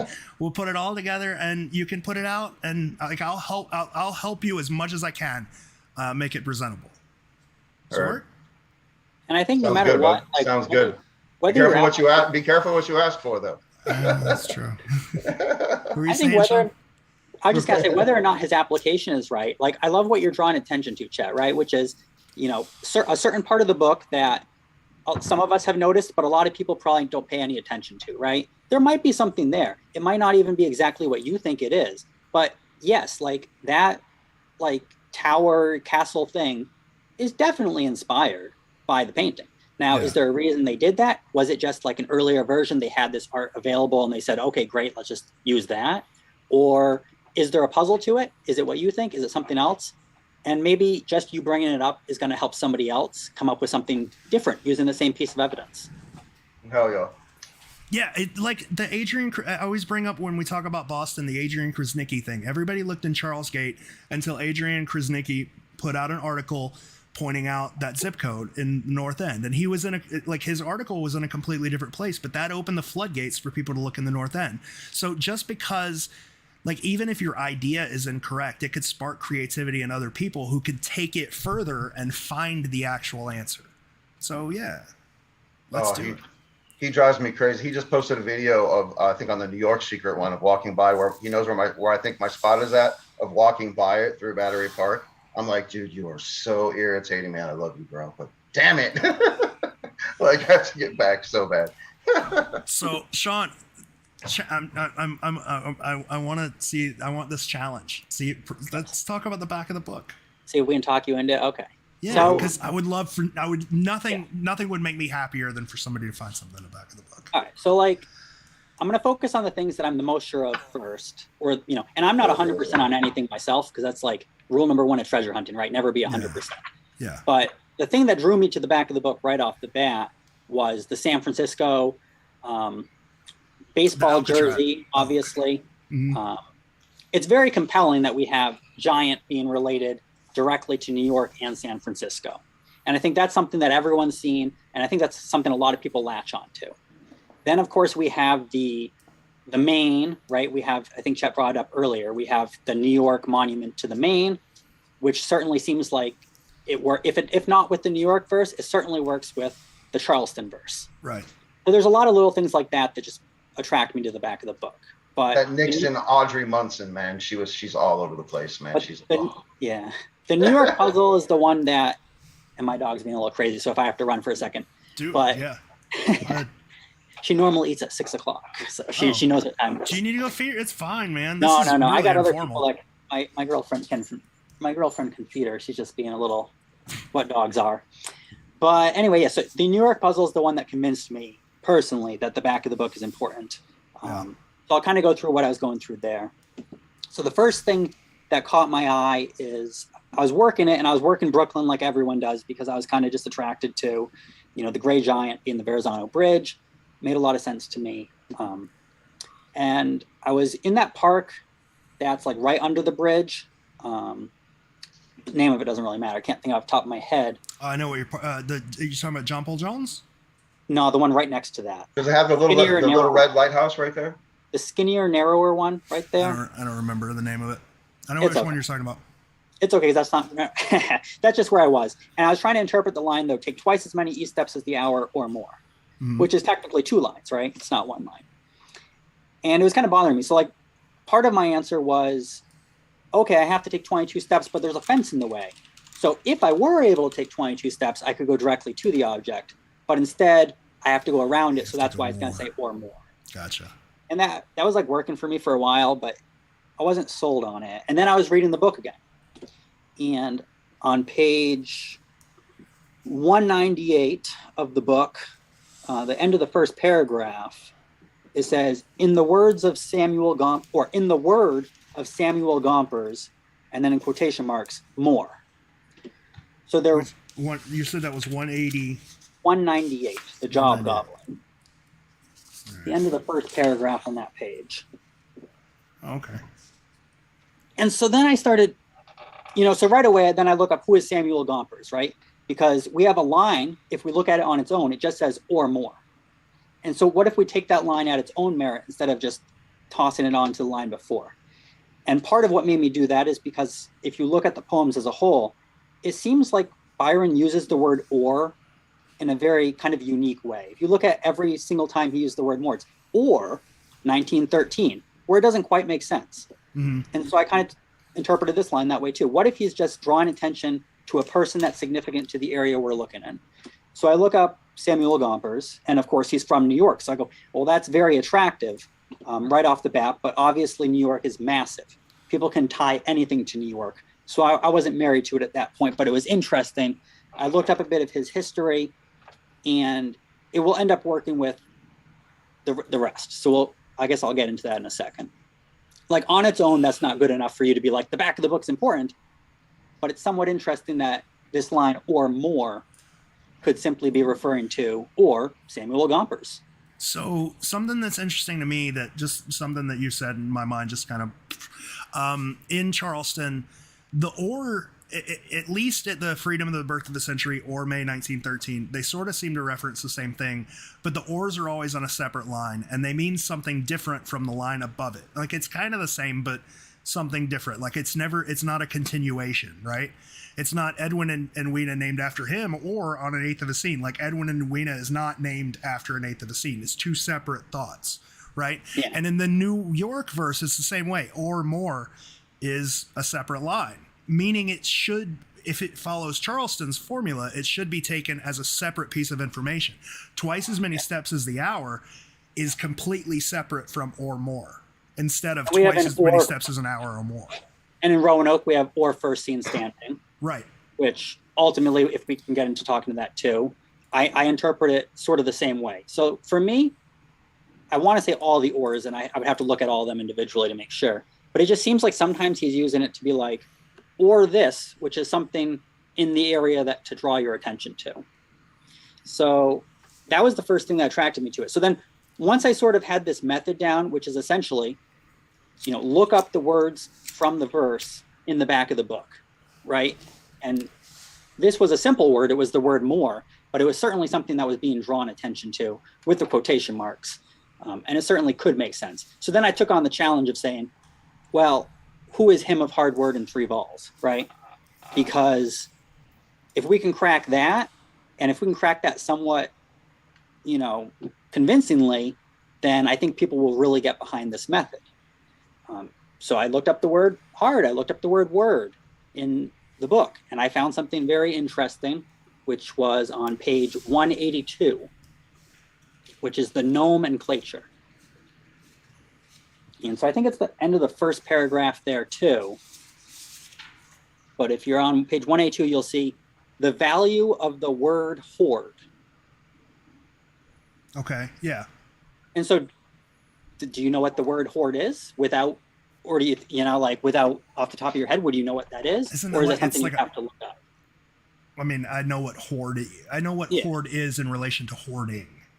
Yeah. But right, he's capitalized it here in the book. So I don't know of it as a noun. Right. So I said that's interesting, especially because it's almost like the words of hard word rearranged, right? You literally have word, then you have hoard, and it's pretty close, right? It's something that's interesting. So I looked up the word hoard, and that's literally the name of a published work by William S. Burroughs from New York. And his name is Burroughs. Yeah. So why would the natives still speak of Burroughs in New York? Because the city is segmented into boroughs. So that would certainly make sense, right? Yeah. And so then I look at it and I go, well, what is the word hoard? Let me look into what this is. And so William S. Burroughs was a prominent in the beatnik movement. He created with Jack Kerouac and Allen Ginsberg. And he has this method called the cut-up method, which is a method of writing where he takes words and he rearranges them, sort of like hard word just got rearranged into the word hoard. So I go, well, that's interesting. Let's see. Let me look into the word hoard and see what it is. Well, he later cut up the word hoard into guess how many volumes? 3 volumes. So it's called the Nova Trilogy, which is a trilogy of books that were cut up from the word hoard.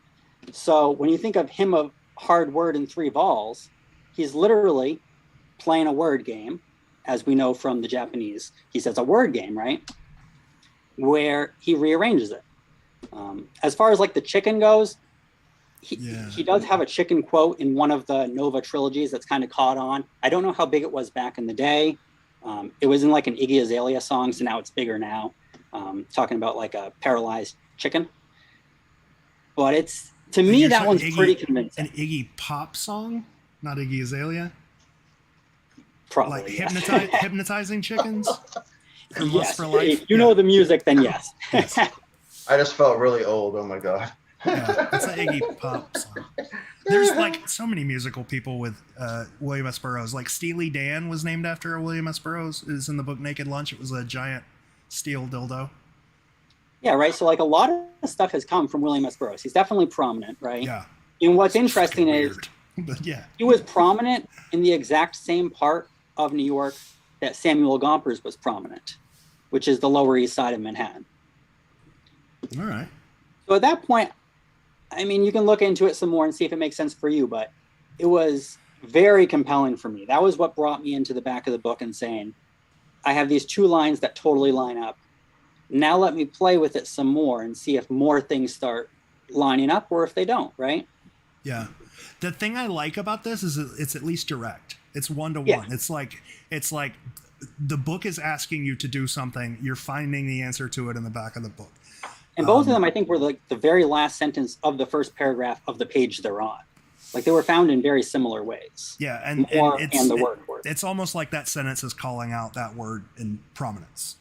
I think that part of the back is called the educational section anyways, because I mean that the calculus is the next page right there, and that's, I mean, that does the same type of informational speaking. So I mean it's totally. I feel like there's that quote from Byron where they wanted to make sure that there was at least one entry for every state, right, in the back of the book, like that. never mind. Keep going. I mean, the back of the book is, to say it has nothing to do with it. It would either be full of purposeful red herrings. Like, the wording is just so consistent with the poems that it's almost beyond belief that somebody could argue that they were written by different people who never even checked on it, or, you know, whether or not somebody else wrote it and then Priest came in and dropped all his clues. It's hard to argue they were written by different people when you just look at the way the words are formed and what words are being chosen. Yeah. I mean, like, I feel like for a long time I didn't, but I feel like there's something back there. And I've said it 100,000 times. I just don't feel like anybody's hit on it yet. And it might be because it's just so fucking vast and there's so much back there, and it's written by pop culture people to, you know, make fun of pop culture in the 80s. So there's references to everything. Yeah. It's literally like finding a needle in a haystack, unless you can find a sort of formula or a pattern. Which is what I was trying to do, right? Like, I literally tried to like hone myself in on, you know, don't just go picking and choosing, right? Let the method lead me to a location. Because I was in Brooklyn. I was convinced it was in Brooklyn until I started this method. And I said, I'm going to allow this to take me to a location instead of trying to force it to feed my narrative. So once I had or more being Samuel Gompers, and I had the natives still speak of him in Hardword and Three Vols being William S. Burroughs, you know, I'm that's taking me to the Lower East Side of Manhattan. And we have Rhapsodic Man, which is, I think almost everyone agrees, is Gershwin. It's a pretty strong Gershwin connection, right? And he has a lot of connections to Manhattan too, right? Like, a lot. Yeah. So then you have to say, like, does this make sense for one specific area? And for me, it totally all clicked once I was in Tompkins Square Park. So the very first concert Gershwin ever performed was at the Christodora House, which is the tallest building overlooking Tompkins Square Park. And so to me, In the Shadow of the Gray Giant is referring to the Christodora House itself being the Gray Giant, which this is where I might lose you, or where you're going to get excited and get behind me. Already lost me, but okay. I've already lost you. Okay. Maybe. Let's see how it ties up. Let's see it ties together. We'll see how it ties up. We'll see if you like it. But, okay, so we have In the Shadow of the Gray Giant. So I isolated shadow, right? Looking for shadow in the book. And so there's a quote, and I don't think I have the page listed here, but it says, "Lurking in the doorway, what was that? Only a shadow, only a cat." So when I looked up gray cat, because I was like, okay, so in the book, it's telling me there's a cat in the shadow, and it felt completely random. It felt like there's no good reason for it to tell me there's a cat in the shadow, other than the writers just doing what they do and just writing whatever goofy thing they think of. Mm. So if you look up a gray cat, the number one cat that pops up is called a Russian blue. Now, a Russian blue seems like a very good way to describe Gershwin, especially when you consider we're talking about Rhapsodic Man at the end. To refer to him as Russian blue in the beginning would make sense, sort of like the way we talk about the Wright brothers in the beginning and the end of a verse. It would make sense for him to be sort of throughout the verse. And if we look at that little square that everyone wonders, why did we add this blue Russian thing into the painting? To me, it's literally just a Russian blue. Okay. That's what it is. So that would be the cat. Which to me is obviously, it would be a stretch to solve it without the back of the book, right? Like, if it weren't for this quote, "Lurking in a doorway, what was that? Only a shadow, only a cat," and somebody presented this theory, I would think they were crazy. You might think I'm crazy even with that evidence. I mean, no, it's hard to say, right? Like, I think a lot of times when people come to me with this, I base it on the first three. But I think what we have to remember is, out of all of the things that John and Byron have ever said, the one thing that's remained consistent is they get harder, right? These puzzles if you like harder. The first three, okay, so you say you like the first three. I think New York and Boston have some connections. Sean. And I think I actually saw that. That's Audrey Munson from the Maine Monument with the cat, 1915. When you said the cat in the shadows, that's the first thing. Same chick from the Maine Monument, bro. I was like, oh my god, that's my chick. Sorry, I had to share, bro. She was like Cindy Crawford back in the day. No, like she was, Cindy dude, she was like everywhere. naked, bro. She freaking lost her damn mind. She was a bad chick. Sorry, go on. She's almost like Mark Twain in that you can find something from her everywhere. Oh yeah, especially a Golden Gate Park too. But sorry, when you said the cat, I was like, oh my god, Audrey Munson. So go on, my bad. No worries. I actually have one of the next things I'm going to touch on with the New York, because I think New York and Boston have some connections, and I think you'd actually posted something about you believe that the footnotes in the book are important, Chet. I think I saw that. And so the old when meaning old man, and certain words meaning other things in parentheses that were mentioned in the verses, and it seems like they have. It maybe even may say that, hey, the verse may tell you multi-stories of a certain part, like maybe St. Augustine starting with Pons Inlet, but ending all the way at, say you could use the first chapter, Wrote in Water, with MLK coming and the kids with the acid dumped on them. And you could kind of tell that story with the verses as well, but maybe it works all the way through. You know what I mean? The lodge that the kids got the stuff thrown on them. Speaking of Munson, I believe it was called the Munson Lodge, wasn't it? I believe it was called the Munson Lodge. That's a strange coincidence. Can I interrupt and answer a completely unrelated question from the comments? Yes. So Sherry asked that if they've been solved in the order they were painted, and people have said yes, but they're not. They're 100% not solved in the order they were painted, because Cleveland was painted in 1982. Chicago was the first one painted. That was painted in 1981. Cleveland was painted in 1982. And that wouldn't matter except that San Francisco was painted in 1981. So San Francisco was painted before Cleveland. Cleveland was solved before San Francisco. So they're not solved in the order they were painted. But I think John said once they were solved in the order they were intended, but not the order that they're painted. He said they're almost being solved in the order that they were painted, which was fucking weird to me because we only solved 3 of them. Like, how can you almost, whatever. But yeah, so that's just a completely unrelated question. Feel free to keep. Oh, that's good to know, because I never heard that before. So that's really excellent to hear. Thank you, bud. Yeah, and I wouldn't have known that if I hadn't sat in front of the Charleston painting and saw Cleveland painting and saw 1982, and I was like, what the fuck? What kind of condition is San Francisco in, bud? Did you see? It's not. It's weird. It looks bad, but it's not bad. It's just separated and needs to be put back together, which is easy for an artist to do. It's not in horrible shape. Heard. Thank you. Anyway. So anyway, with what, sorry, bud. no, you're all good. This is how the secret works. You go on tangents, right? Tangents and other mathematical functions we go on, right?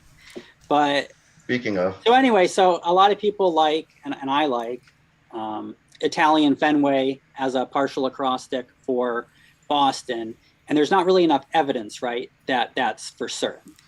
It makes a lot of sense, but it's a partial acrostic, right? We have leftover letters, so it's a little less convincing. Yeah. But it would be more convincing if we found a 2-word acrostic starting with the letters I and F in a city that we draw some comparisons to, right? Boston right away draws attention to New York just in the verse. It mentions New York, right? If this is north of that. Yeah. So the acrostic that I like for New York is italic footnotes. It starts with I, it starts with F, it's 2 words. They almost help to confirm each other if you like it. So that's just something interesting that you might want to dive into. Since I saw that you liked the footnotes, Chet, it's something that can you make it work with New York in some way? Yeah. And so the other connection I draw between those 2 cities is... You said italic, correct? Sorry. Italic footnotes. Okay, cool. Sorry, writing it down. All right. Go ahead. Sorry. No, you're all good. So the other connection I draw between the 2 cities is if we look at where the text talks about glass boxes, because what was buried? The things that were buried were glass boxes, right? Like they're plexiglass boxes. There's no way around that. So it's interesting when you see a quote talking about a glass-fronted box located in the home. And so where was the Boston one found? Home plate, right? And then it's used twice. So the second one is behind glass cases in the courthouse, neatly stacked on the library lawn. So if we look at New York, you have the library, which to me is a branch of the V because we're in the East Village. V for me is village. So a branch of the V is a branch of the village. The Christodora House is where Gershwin had his first concert. And then we're right there are the basketball courts. So to me, the 2 times in the book that he talked about glass boxes, he was telling you basically where the Boston one was buried and where the New York one is buried. That lady in the back of the book is standing inside of a glass box, pretty much. So that's the first one. As soon as you started saying that, that's the first thing that popped in my head was the image of her looking, you know, at the mirrors or on side to side, in front and above and below her. So. Oh, you're talking about the fair folk that's at the like, the dressing room thing. Yeah, she is kind of in a glass box. So to me, when we're talking about take twice as many east steps as the hour, that's another reference to us being in the East Village, right? I think the word east there is just where any steps we take in the East Village would be east steps. I think it's another reference to get us to the right area. And then personally, I think when I look at the painting, I think the reason that we have that sort of weird window definition, right? We sort of have one of the panels of the window is segmented where it wouldn't normally be, right? It's kind of odd. Right. And to me, that's to form the letter E. And then if you look at the shadow in the crook of her arm, it would be a V. So I see EV for East Village, which again would be a connection to the Boston painting where we had another unique way of getting us to the segment of town. We had the area code, or the zip code rather, of the North End. So I'm seeing a lot of parallels between the two, and everything in the verse is drawing me to one corner of Tompkins Square Park. We have the Christodora House, which has the Gershwin connection, and I think Gershwin's mentioned 3 times in this painting, because personally I think in summer you'll often hear a whirring sound is referring to his song Summertime. So I think that he's really just stressing this Russian connection, right? Because like you said, unless you're in Coney Island, you're not really seeing much Russian connection. But I think he's just given us a really strong connection with Gershwin, right? Gershwin's parents were Russian immigrants. So when I look at it and we look at Samuel Gomperz, the single most important event in Samuel Gomperz's life, the one that formed him, that made him who he was he attended the riots in Tompkins Square Park. And that's what turned him into a labor leader. So when he says or more, we're literally picking the most important event from Samuel Gomperz's life, and it's tied to this park. William S. Burroughs lived right next to this park. The Christodora House was one of the most important, like we're not just picking a random thing from Gershwin's life. It's the most important, you know, it was his first event, right? It was his first event that he ever had. And so there is a Trinity Church right there. Yeah, well, and so, and with the library right there, being, if that's a branch of the V, you're going to see libraries everywhere, right? But it's when all this comes together, to me, it's really hard for me to get out of this one area of the park. Yeah. And I think like with any puzzle, it's very hard to find that exact spot though, of course. And there has been some construction in that corner of the park. So it's still hard to say like if everything's even there. But as I go through the poem, everything sort of makes sense to me. And the Isle of B, what's interesting, it says gaze north towards the Isle of B, right? And Avenue B is right next to Tompkins Square Park, but you can't really gaze north at it. But it could be the Isle of Basketball, right? If you're looking north at the Isle of B, so it could be something you're just south of the basketball court. Or it's something completely different. Like it's a separate, what I'm saying is it's like we were talking about before with the ors being separate thoughts. Yes. Or gaze north could be a separate thing. It doesn't have to be related towards Isle of B. It could mean something separate on its own. In Rhapsodic Man's Soil, or gaze north, and then go towards the land of B, the Isle of B. See what I'm saying? It could be something completely different. Yeah, and that's the thing too, is like I'm not married to every single thought I have about this. I just find a lot of it compelling. Yeah. And I find it so much more compelling than any other theories that at least have been presented to me about the other areas. because it's backed up by evidence, right? Like I think the word horde is the most compelling back of the book thing that I've found. I think like when people are arguing it's Dickens, I think people like it because of the chicken clue and it sort of made sense before that. But then nobody can really make it make sense to the area. And so I think that Burroughs makes a ton of sense. Here's what I like about your thoughts. Like, I don't necessarily agree with all of them, and it doesn't really matter. And you don't have to. Yeah. But here's what I like about them. They're dependent, number one, on the verse. Like, a lot of people who work in the back of the book seem to work exclusively in the back of the book, and they throw everything else away.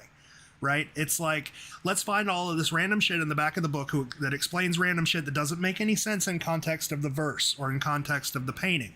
And that's where people lose me in the back of the book. So this is it's very dependent, which is good. That's some, I hope this is a trend of people looking at the back of the book this way. And like you guys were saying with the footnotes, I haven't read, Chet, I would love to read your thing about the footnotes. I haven't read it. But like, if you're going to convince me anything in the back of the book is important, the two things are the footnotes and the descriptions of the images, because those are things that were most likely written by Byron. I'm an image guy in the back of the book. I mean, a lot of the wording and everything, there's a lot of stuff there, but especially with a lot of the images, that's kind of, I don't know, it always hits me in the face a lot. Yeah. But the footnotes post wasn't really anything big. It was just I screenshot them from the book and I put them up there, and it was just like food for thought. I mean, when I saw you were going to be on, I looked at some of the stuff you posted, and I was like, interesting. Something I've been looking into. It's just, again, it's just food for thought. It's just because it's hard to post stuff because it's just.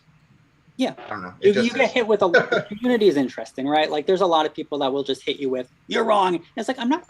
It's like that's kept me from posting a lot of this stuff, is because I'm like, I find it compelling. I'd like to share it, but like, I don't want to share it if I'm just going to be met with like negativity, right? I don't need people to believe it, right? Like, if nobody wants to dig up my spot, that's fine. Just save it for me. Well, it's just sometimes you can tell if you post something that if somebody who's actually going to look for it. It takes more than like 7 minutes to reply back, because it'll take some time to actually look and confirm to see, what is this person talking about? Not just, oh my God, you're a glory seeking whore or something like that. We'll know how many people believe we'll know how many people like my theories by how many holes there are in Tompkins Square Park tomorrow. Because people run out there and they just pick up all the. There's going to be a lawyer calling you in the morning, sir. I don't think we're ever going to be able to fix that either. I watched something on YouTube the other day. It was about guitarists, and it was like the worst thing about the internet, like conversation on the internet, is back in the day you had friends, right? And you would talk to your friends. Your friends would either agree or they would disagree, and they were very polite. But now with the internet, you're bringing 10,000 people together, and they're all arguing. Like nobody knows each other. They're all arguing points based on information that other people don't know, and it's just like a big clusterfuck, and it's something that I don't know that we're ever going to be able to fix. We're just going to have to fight through. I hope it's like a never-ending battle royal. Yeah, exactly. Yeah. I can dig that. The way I'd like for it to happen, right, would be like that. If people find the ideas compelling, they say, "All right, let's all work together to make this theory so strong that we can then take it to somebody who will help us dig legally," right? Like, that would be the best case scenario. Somebody that has connections will say, "I love that idea. Let's work on it." Because to me, like, I would rather be a part of a 1,000-person team that found one cask than to put an idea out there and somebody just goes and grabs it and says, "Haha, I found it." And it's like, cool, good for you. Like, the fun of it, like, and I'm not the first person to say Tompkins Square Park. I won't be the first person to say the place that I think it is in Roanoke. But what's interesting is I think I've provided some new evidence that people haven't used before. And if we can kind of work together on a theory, then maybe we can get these out of the ground, because all these places have incentive to get them out. If we can actually back them up with more and more evidence and find the right critical thinker who's actually willing to look at a theory that's being presented by some credible people, maybe we can get permission and maybe we can bring one out of the ground. Well, let's do this. Let's sort of build a bridge live, because I know somebody that's going to Roanoke soon, and I know that person has some ins. So let's talk about Roanoke and see if we can't get your spot checked out. Let's do it, because I also think what's important, right, is I can come up with this great theory in my mind for New York, but if it only works for New York, it's not very compelling, right? Like, it's more compelling if you see it work for the other cities. Like, I think hopefully you seeing the glass box in the ground beneath the home makes it more compelling when I say the glass box on the library's front yard by the courthouse. It makes it a little more compelling. And so Roanoke will also be interesting because, so I think that we found a baseball one. I'm implying that I think there's a basketball one. Roanoke, I'm 100% a football one. Okay. So other people have been in that same area too. But yeah, let's talk about Roanoke. And Chet, do you know much? Is Roanoke one of the ones you're looking into? Yeah, I'm also I have just making sure we can all two spots. Yeah, no, I know an awful lot about George Westcott, about Raz, as he used to be called back in the day, and how he owned the Foot-Stomping Casino. It used to be the Wright Brothers Barracks and all kinds of useless stuff like that. But I mean, yeah, totally down. So, but you're a Westcott. I'd love to hear you guys, since you know about Westcott, Chet, and I know that George's been talking about Westcott. Can you guys tell me the most compelling reasons you think it's there, so that when I present mine, I can see, like, kind of just compare? So mine is I'm not married to Westcott. Yeah. I just it's one of the better ideas that I've heard. Driftwood's strong. Right? Driftwood's very strong. The thing that got me but got me interested in Westcott was I started looking at the painting or looking at a map, and I thought to myself, like, if I'm standing at the overlook, which is where I was always looking before, and I'm looking north at the wing, like, that is stretchy as shit to me. Because if someone on the internet didn't tell me that random light 4 miles that way was the Wright Brothers Monument and it was shaped like a wing, I would have no way of knowing. Right? When I went there, the first thing I did was look for it, and I said, "This is 3 more miles in a direct line is that field, though." So I started thinking to myself, I was like, where on this island can I look north at a wing? Oh, holy shit, there's an airport. South of it's a goddamn park. Yes. And that's the biggest thing for me. Okay. Driftwood was a nice. The Driftwood addition, Drive is right there too, right on top of the airport. Driftwood Drive. And I definitely, I'll say, I like your interpretation, or whoever, everybody's interpretation of those two lines for home plate: last touched or first seen standing. That makes perfect sense to me. Yeah. So I honestly think it's next to first, bro. Right where the Empire would stand next to first base. But that's not the last thing touched. And it's it's the last thing touched by the guy that just ran from home. That was the last thing he touched. So I mean, technically, it could be, but just the way it lines up for me. I got you. People have come up with, like, one for pitcher's mound, one for first base, one for second base, one for third base. So which is the problem? Those are the worst things to get. If it's third base, it'll be in the shortstop area. Like if you could crossbreed some verses, lane 222. If you ran around the running lane, 222 feet around the running lane is shortstop, literally, or where the umpire would stand at Little League is literally 222 feet around the running lane. So there's definitely a shortstop reference there. There's a where the umpire stands at next to third base reference in there. So I found I looked up where the umpires stand in Little League, and it happens to stand just in those 4 spots. And then there's just, I don't know, that would be my kind of, now which one of those 4 spots, is up in the air. But I do, they interbreed, like first seen, last touch, or if you're looking north, and then almost like north in Boston represents home. So if you talk about north in all the verses, are they referencing home plate when they say the word north, whether it be you're looking at it or running towards it or from it, or if you're standing at third and you're across from first and you're running north, you'd be running home? Is it all there's something there with that, what I mean, as far as the ball field location itself. But I mean, because a lot of them, you could either be like Botanical Garden or ball field, just the way the verses are set up. I mean, it's very, I don't know, it's very forthtelling. It's like Shakespeare in baseball, the old freaking the black and white one, and the Andy Griffith version of the baseball, and Shakespeare and stuff like that has to do with Roanoke. Is just like, just so there. And there's I think there's even a few quotes, but it definitely talks about, I mean, the verbiage is just so well put. I mean, and again, it could be home plate, but my biggest problem is, I mean, isn't there an anchor under home plate? There's an anchor under all the bases. And old bases. That's why I think it would be behind it or next to it. In old fields, not in this field, oddly enough. In old fields, there was a metal post that went down to a concrete cinder block that was cemented into the ground, but not in this field. And it's not in, like I said, it's not in all fields. It's just in. I mean, it's in most of the old fields, but not this one. It's interesting. This one ain't got shit underneath home plate. They do have the anchors on first, second, and third because those sit above ground. You can bury home plate to where it doesn't move, but first, second, and third sit above ground, so they have a post that goes into a concrete anchor. 100% always. Doesn't matter if it's a little league field, like a field you can change. There's additional concrete mounts where you can just bring the bases forward and then move them back. It's that kind of shit. But first, second, and third, 100% always concrete under the ground. This home plate is not. Interesting. Very interesting. And you stood right there, so you know. You smelt it. Yeah. I won't say anything more than that. Yeah, and then I mean, researching Westcott, bro. This dude, George Westcott, bro, was his nickname was Raz. He owned the old foot stomping casino, the #1 casino back in the day. It was a rite of passage in order to step into this casino in that state. Andy Griffith's favorite place, Louis Armstrong, Fats Domino, hence the lady standing with her foot up, taking her foot out of the dress with the "how do I look up the back" with the line. She's taking her shoes off because there was no shoes allowed on that dance floor back in the day. There was even a writer, a young teen writer named Angel Ellis. And when you read the story, it says a young teen, Angel Ellis, who earned his rite of passage, was a young magazine writer and such and such. It was just a weird coincidence. Raz actually, before the casino, which again was the Wright brothers' old barracks, was what they turned the casino in, had a pool hall that burned down. And it almost kind of matches the teen Angel sitting on the pool table with the sign that says, no smokes on the table and the smoke in the background.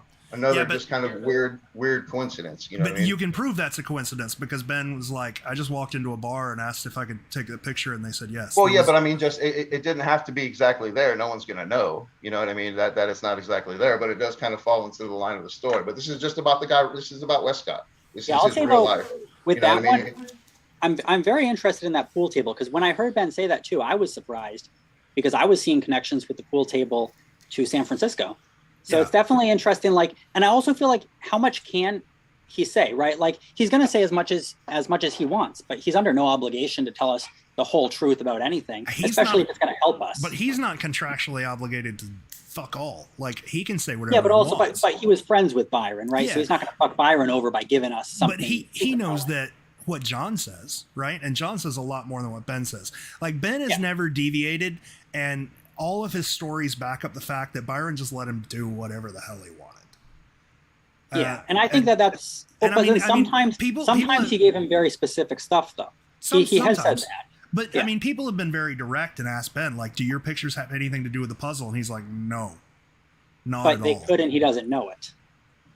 The ones that he was directed specifically. That would be the ones that he was directed, because he was directed to do the one like the small businessman. Which I think is very important for San Francisco, yes. Yeah. So, but once he's let off of his leash, if he says, "I'm let off of my leash with this one," like the what was the Spirit of 76, the lady on the barge going to Staten Island, right? He was let off his leash on that, so that has really no bearing on the puzzle, right? As soon as he says this was up to my discretion, then that tells me it has no bearing on the puzzle. Yeah, like there was a time I thought that whatever the one with the car, I think it's the. Oh yeah, I know what you're talking about. Rebel Without a Cause, whatever the character's name is, and he goes, "Oh, I just saw that car on the side of the road. I thought it was cool," and I was like, I thought there was a down arrow because I thought the hood ornament was a down arrow. It was the same with the on Real Estate Broker, where everybody thought that the fence was a clue, or the building was a clue, or the phone number on the fence was a clue. Yeah, and then he was like, "No, I was visiting my family," and they were like, "Go take it here." Yeah. So yeah, I agree. Yeah, like people, it's easy to look into everything, and it's also easy to hero worship. People that have been working on this for a long time, and we saw it with Forrest Fenn too, and that was only 10 years. It's so easy to start hero worship and being like, this is the perfect puzzle. Everything is so intricate. And then it's like, he was selling a book. He had a lot of stuff going on in his life. Like he probably made a pretty good puzzle. Clearly he made a pretty good, but was it great? Was it to the point where every little thing mattered? I don't think so. No. Not everything. Yeah. And then it's pretty clear when we hear the stories from, photographer and this and that. I mean, if you take into consideration good puzzles, like there's nobody on earth that's going to say Masquerade was a bad puzzle. Masquerade was almost a perfect puzzle.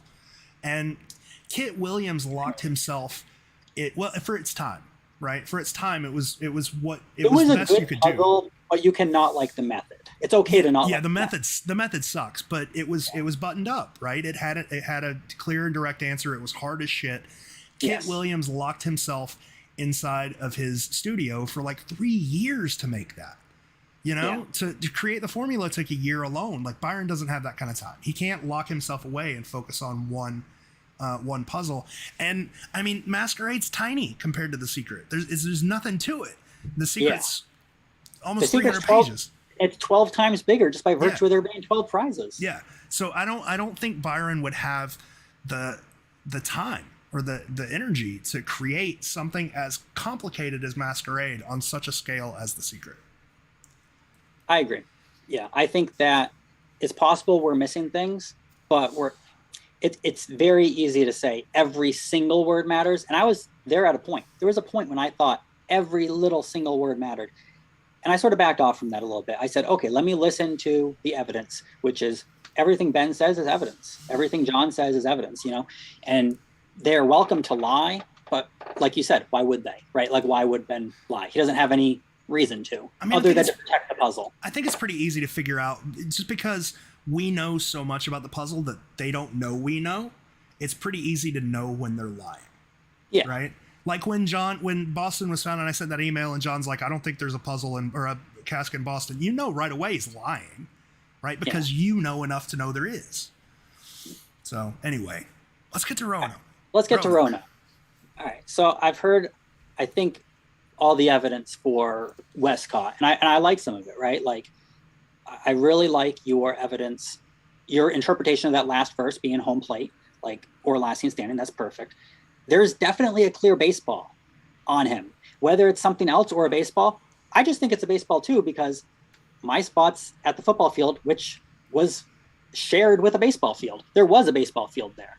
And actually where I think it is now, because of the construction, the baseball field has actually moved in. I think it's buried on a baseball field technically, which is somewhat interesting. Are we still in Westcott Park? Because like the multi-use field? Okay. No, so I'm at the old Manteo High School, which is now a college or something? The College of Alberley or whatever. Yeah. If you see a baseball field there, that's where I'm at, because there was a football field there back in 1980. But the high school moved in like 1981 or 1982. Like right after he buried it, the high school moved. It was still a football field up until last year. Like even when I was contacting, so one of the first people I contacted was just the athletic director for high school. And that was the guy that met me with so much enthusiasm and like he was excited about it. And I was so excited and I was like, this is going to happen. I'm going to get a chance to dig, until I met with, emailed with the other people that were actually in charge of that field, because now it's Parks and Rec. I probably know why you have problems there. Okay, so yeah, I just looked it up, so I know where the ball field is that you're talking about. It's right. Okay, yeah. All right. So yeah, I 100% know why you have problems there. Yeah. But that place is like good for you. That place is under construction right now. I think they finished the construction. Did they finish it? Or is it still currently? But again, if it was maybe that's why the gift giver came in, right? Maybe. The only question mark. We don't know why. Well, you might know. You don't have to say. Anyway. I don't know. I promise. Yeah. But anyway, let's get to, once again, like my thing with these is let the method take me to the location. I didn't think it was at the football field to start. I was like all about the Playhouse, whatever the Playhouse is at Fort Raleigh, where they have the outdoor theater. I loved that for Wing. I was there. But once I had the New York thing in place where I say, I like this method, let me work it out with this, I sort of started there. So one of the first things that I did was I tried to figure out what was the gift giver trying to tell us, right? And I couldn't figure it out. And then eventually I came across something else, which kind of makes sense to me, which you'll have to tell me if you think this is what the gift giver was saying. Is this something else that's correct? Is it something else that's wrong? Whatnot. So the whole, we know the Wright brothers are in the beginning. We know the Wright brothers are at the end. So if you look at the right side of the painting, you can make out the coordinates 35 or 36 or both, and 75 or 76 or both. Mm-hmm. Have you seen that before in the rocks? The numbers for the GPS coordinates? Yeah. Yeah, somebody else found that. I just saw it and I go, Sorry, I'm just pulling this up. Yeah, like obviously everything I found isn't unique to me because some people found stuff and it's like great. It's like let's build out a theory. Right. But if so if we have that, the right side of the painting is read normally, right? We can read it. So then I said we have the Wright brothers, 2 Wrights. So I flipped the left side of the painting so I had 2 Wrights, right? Just like the Wright brothers. And I've never seen anyone else post it. Is there a way I can share screen with what it shows? Yeah, I'll let you. I click that? Yeah, you can share screen. Okay. You should be able to. Can I just share one item on my screen? Don't want necessarily. I don't know how to do that. We will find out. Well, either way, I'll just do it like this, and we'll see. We're gonna look at all of your. Pay attention to the desktop for. It says host disabled. Oh God, I think I said that before. It says host disabled participant screen sharing. You might have to my click bad, something. my bad. I got it. Try it again. Okay, yeah, I see here. All right. So if I just want to share this. So when I flip the left side, this is what I see. Okay. So you can tell me if you see it. I see V. Dare, which would be Virginia Dare. All right. Dart. I see Dart. Dart. Yeah, I mean, I see his right? finger on a telegraph line. Going, And it's always dart, easier dart, to dart, see dart, something dart, once dart. someone else has shown you too. And the date that they sent the telegraph about the first motorized flight matches the verses, I believe. But that's what I've always thought the finger was, and it's strange that you put Dart right there. So it freaked me out. I'm like, don't tell me he's going to say that, because I was like, oh my God. But it literally is like his fingers touching the telegraph line, like the first My telegraph. E would be sideways. It's possible it's not correct, right? But it's just something interesting I found. No, it's very cool. It's very, very cool. Yeah, it's cool. And I was like, we know Virginia Dare, or we think a lot of people think Virginia Dare is important. I mean, it would be weird if Virginia Dare wasn't important to this puzzle because she was so important to the English. Isn't her statue at the end of the Freedom Trail, Roanoke or whatever? I mean, that's a whole another spot, I guess, on the other side. Because the Freedom Trail, Roanoke leads from the bottom gates all the way up through to the Elizabeth Garden, right? No, the Freedom Trail runs from like a bridge. It starts at the Elizabethan Gardens and it runs to like a overlook near a bridge. It's another playground. It's a new playground. Looking at the sound though, right? I mean, the trail in general. But really far on the other side away. Like you can't see the Wright brothers. You're nowhere near the park. Yeah, it's Freedom Trail's weird, but it's like Freedom Trail's been expanded and has been moved around. So who knows back then? So that's what the Virginia Dare made me think of, that darn statue. If I had a secondary spot, it'd be a tree around there with the tree that has the brick inside the little Y thing. I think that might be an XY if I had a secondary spot, but never been able to see it. So anyway, yeah, it's really cool. Let me dog out real quick. I'll be right back. Yeah.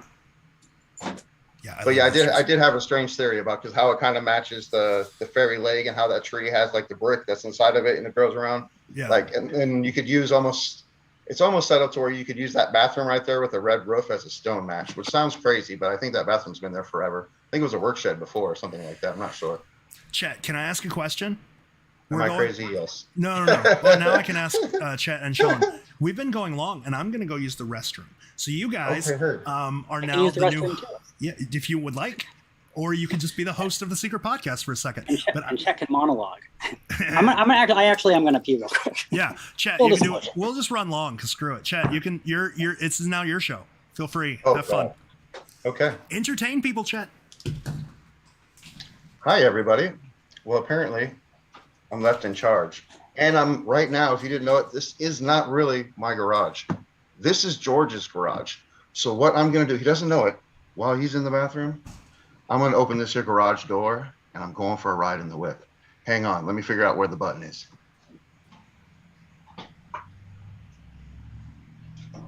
Oh. You got it. Well,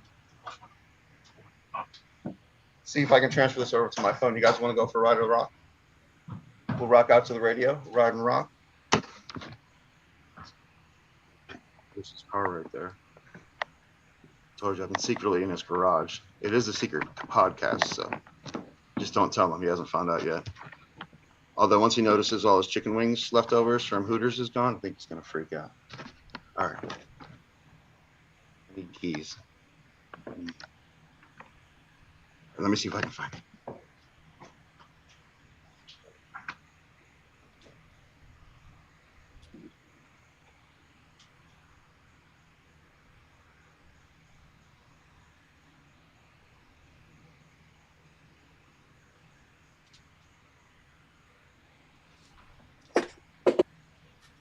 I'm back. I'm the most efficient peer. I got the keys to George's car. I've opened up the garage. He's in the bathroom. He doesn't know. Shh. Just don't tell. Run the show, Sean. I'm going to 7-Eleven. Also brought to you by Big Gulp. I'll be right back, okay? Just don't tell George I got his car. I won't tell him. Yeah, nice stuff. Wonder how many people are going to stick around and see my Roanoke theory. 4 or 5, maybe.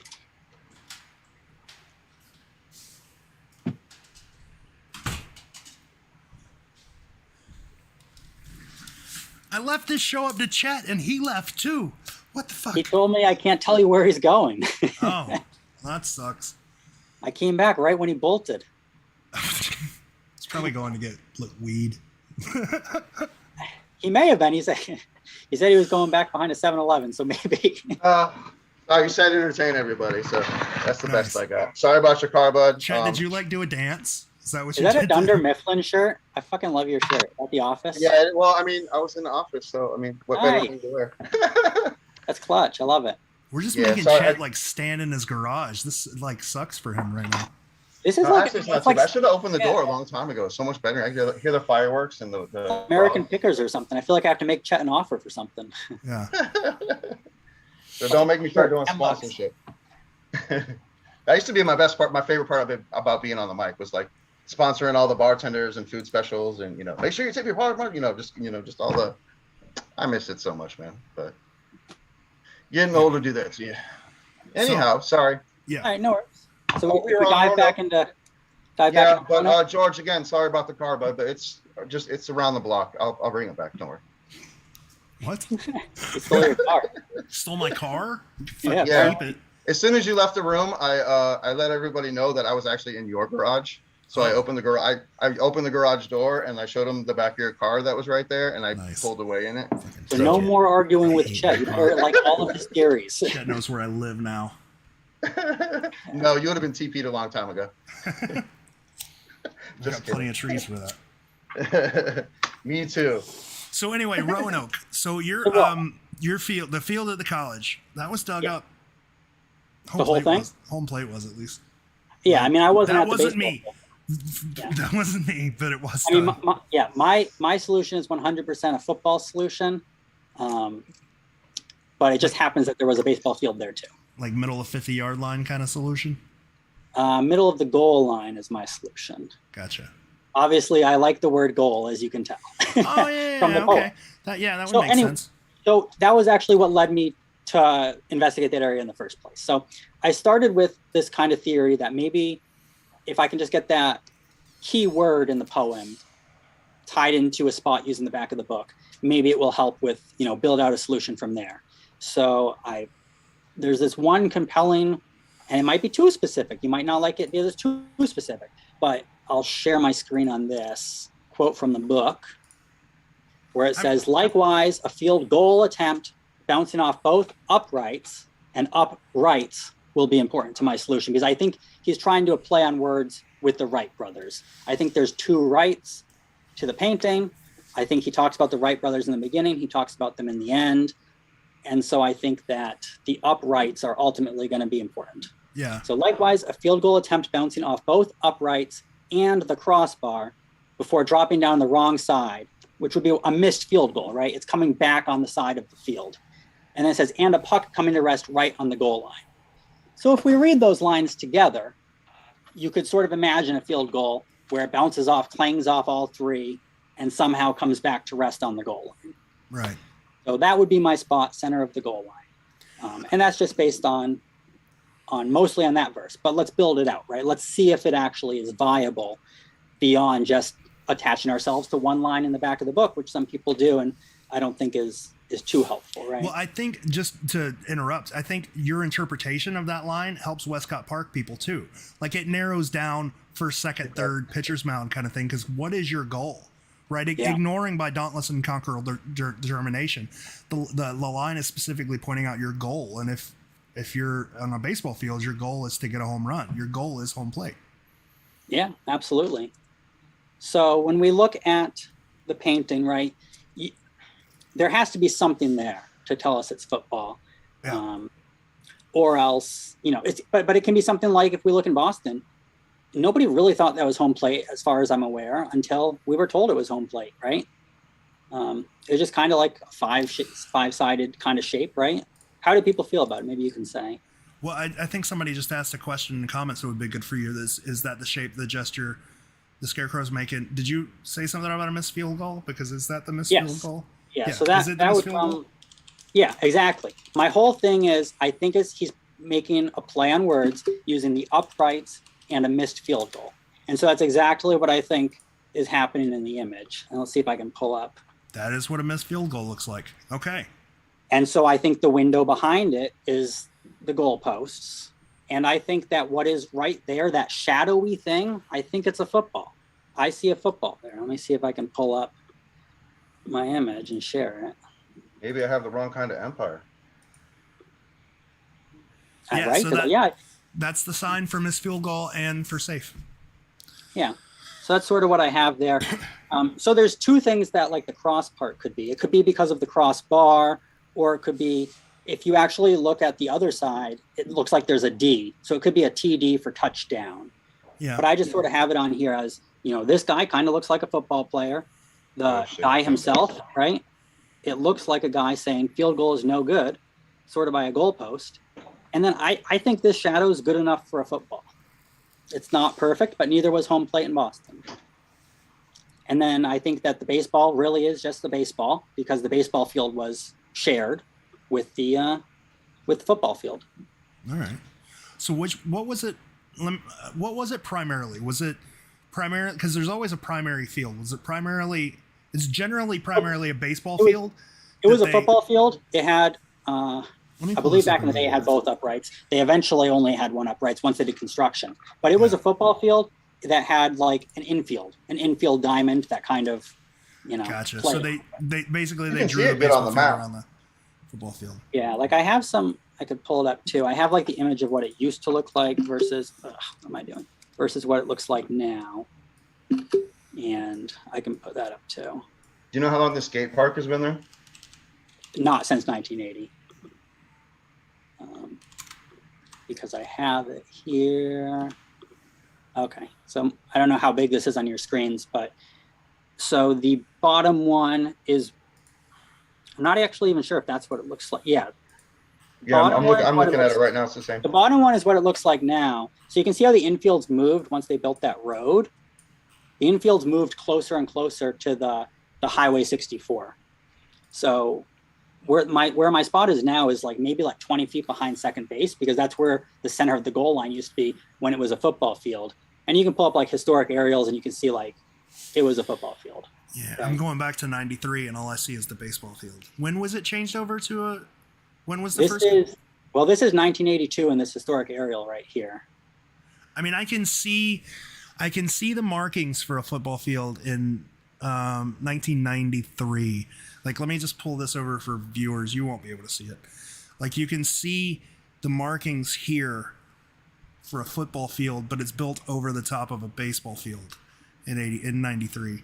But yeah, so you can see that road, right? They've added roads and they've built out near the ocean. And so as they did that, the baseball field slowly crept closer and closer towards the football field to the point where it was like eating the football field. Okay. Which is why where the center of the goal line is now, I think like my guess is 20 feet behind second base. If there was somewhere I was going to go to first, that's about where it is in the outfield, 20 feet behind second base. But without actually having the landmark there, it would be somewhat tough to nail, right? I've only done this by comparing aerials of what it looked like over the years. Shit, man, you can still see parts of the outline of the football field in satellite views in 2017. Yeah, and they did some construction like last year, and that baseball field is now like a nice baseball field. Like it used to just be like a crappy, like this was an afterthought, and now it's like the baseball field that's what it is. They took down the goalpost this year. When I'd contacted the athletic director that was so gung-ho about it and I was so psyched, he was like, there's still the goalpost there too. It's like, if you find a way to come here, I want to come there and dig it up with you. And I was like, hell yeah. And then of course you should still be able to find where that was. Yeah. I mean, you should be able to guess it, because both, and And even if we don't like my interpretation of which goal line, like obviously if it's not at one, try the other. I would guess it's at the one where you could gaze north at the goalposts themselves, at the uprights. So let me make an offer to you. You got to end with the guy. Send the guy an email and ask him if we can GPR it. Because if they're going to redo this field, they're not doing anything underground. They're not going to dig. They're going to maybe add dirt. They're going to level it out. That if something was there, it's still going to be there. And it's not that difficult. We can GPR and find out, maybe not find a cask, whatever, but we can find where the goalpost was 100% with the GPR. Yeah. And then we can measure off of that. Did they cement in the goalpost? Is that why? Or well, yeah, goalposts are anchored in various ways, and no matter how they were, if they were to cut it out, you could GPR and you could find the base. If they were to completely remove it, they would have to disturb all that dirt, so you would see a difference in the dirt with a GPR. So you would know without a doubt where the goalpost at least was, and you could measure off of that to find out where. I mean, that would be extremely helpful, right? Because then you could actually, like right now I'm looking at the aerials and I'm trying to line them up perfectly. I'm like matching the streets that existed at both times. But the problem with aerials is they're not taken from directly above, right? Yeah. They're taken from a satellite at some angle. So you can't really compare them perfectly. Yeah. So the good thing about sports field is no matter what, they're all mathematically the same and they're all perfect.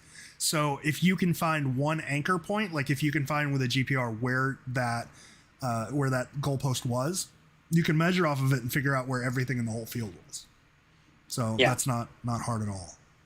Yeah, I mean, that would be the way to do it, right? Like I tried so hard to get permission, and then once I was kind of met with that like steep resistance, it was it's tough. It's because then it's like they're encouraging me to go out there and like break the law, and then they're threatening that, oh, we're going to do this if you dig. Yeah, that ball field got tore up pretty bad. As a hunter, it turns me off. Like I know some people are like, well, go dig it anyway. But I mean, like what we were saying. I really like the solution. What we were saying in the beginning of this episode, like you could go out and just ninja your way into this in the middle of the night and dig, but it's going to take so much prep work to figure out exactly where to dig, and you're going to have to do it during the day where you can see like your measurements and all. If you're off, if you miss and you dig a big hole, you've burned another bridge. It's much better to build that relationship and get permission now and in the future. That's why I was trying to offer to pay. Like I was literally like I'm not rich, but like give me like at least let me cover like the cost of your employee that can babysit me, so you know I'm not doing anything you don't want me to do. It's not like they're saying come and do it, and then I end up breaking 20 rules. I'm saying have somebody babysit me the whole time.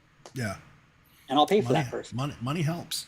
Yeah, if it's a few $100, I'll do it because I really like the solution. If it's give us $30,000, well, sorry. Well, the shitty thing is just like St. Augustine.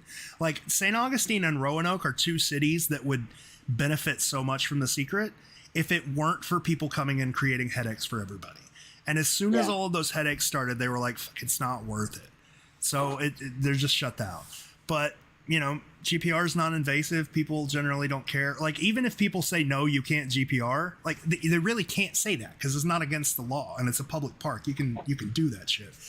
And that's kind of how I've like treated it so far. Like I haven't had the opportunity to go back to Roanoke, but if I did, like I wouldn't feel bad about probing. I don't think anyone's throwing anyone in jail for poking a hole in the ground. But once you start digging, that's when you're starting to asking for repercussions. Yeah. So.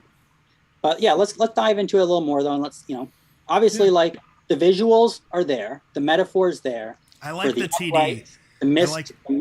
You like the TD too? Yeah. Yeah. My internet connection is unstable. Oh no. So like I feel like there's certainly an abundance of evidence using the text in the back with the goal. There's enough visual evidence for you to say, that's a referee saying it's no good. Field goal's no good. It kind of looks like we have crossbars back there. But then if we have to dive into the verse, right, we have to justify how does the whole verse get us there, not just the couple lines that we like. Yeah, the stickler, the verse is the stickler for you because where in the others it kind of lays out a direct place. Here it's just like somewhere around this, Yeah. So part of it is like with finding the V dare in the painting, I think that Virginia dare is important. So when it says in July and August, I do think that refers to us finding the July and August Virginia Dare Memorial. But then you got to take into account, and this is sort of the way I've justified it, we're in Dare County. So I think when it says in July and August, it's saying, well, July and August is Dare. So we're in Dare. Yeah. And so I sort of took that to the Boston verse, and I explored a little bit with In Truth Be Free. There's a couple references that maybe that's referencing Suffolk for Suffolk County. If you look at it from a Shakespeare reference, or if you look at it, there's also a Truth Be Free quote from like the Boston Quarterly something. So it's possible that, that could help justify this more if we also believe he used a similar method in another puzzle. Yeah. I mean, I don't hate it. Yeah. So the way the verse would work for this is the exact same way that people explain the verse working for Elizabethan Gardens or for the verse working for Westcott Park up until you get to a path. They all work the exact same way. Yeah. So exactly. Yeah. Like if you like in July and August, like the whole verse up to that point can take you right to the Elizabethan Gardens to see Dark Forest. It can take you to the Virginia Dare to see in July and August. But then once you see in July and August, it can be saying, well, that's Dare. And I think other people pointed this out too, but like if you look at the action verbs, it never tells you to go there. It just says there's a road that leads here. Mm-hmm. We might have to go down that road to explore, but he's not saying go down there to dig. So I just think he's saying there's a road, and that's 64, Highway 64 is the road that leads there.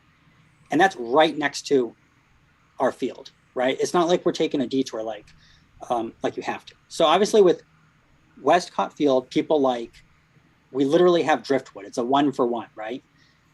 For me, though, it would be more interpreted. It's you literally that field, especially if you look at the older pictures before they added all those buildings there, it was right on the water. There was a path that beckoned you right to the water from that football field. Like you could be on that football field and see a path that leads you to the beach.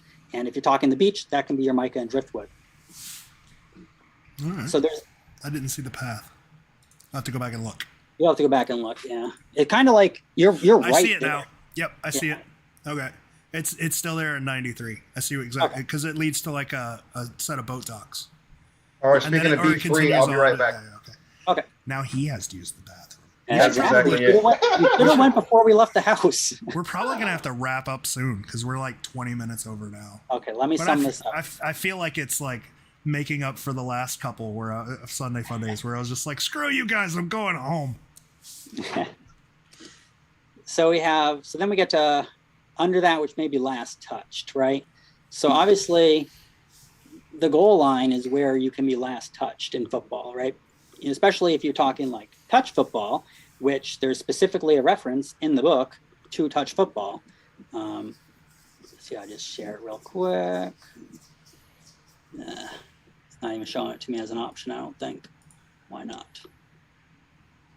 Well, either way, there's a reference in it to that. And it talks about a school. It talks about a school where it's talking about nude touch football, whatever. But I mean, to me, a goal line. Nude touch football?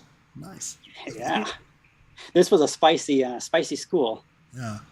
But I guess I should mention real quick too, burying something at Manteo High School football field makes a lot more sense than burying something at, Sean Cronin High School football field. Manteo was super important to the immigration, which we know is a theme throughout the puzzles.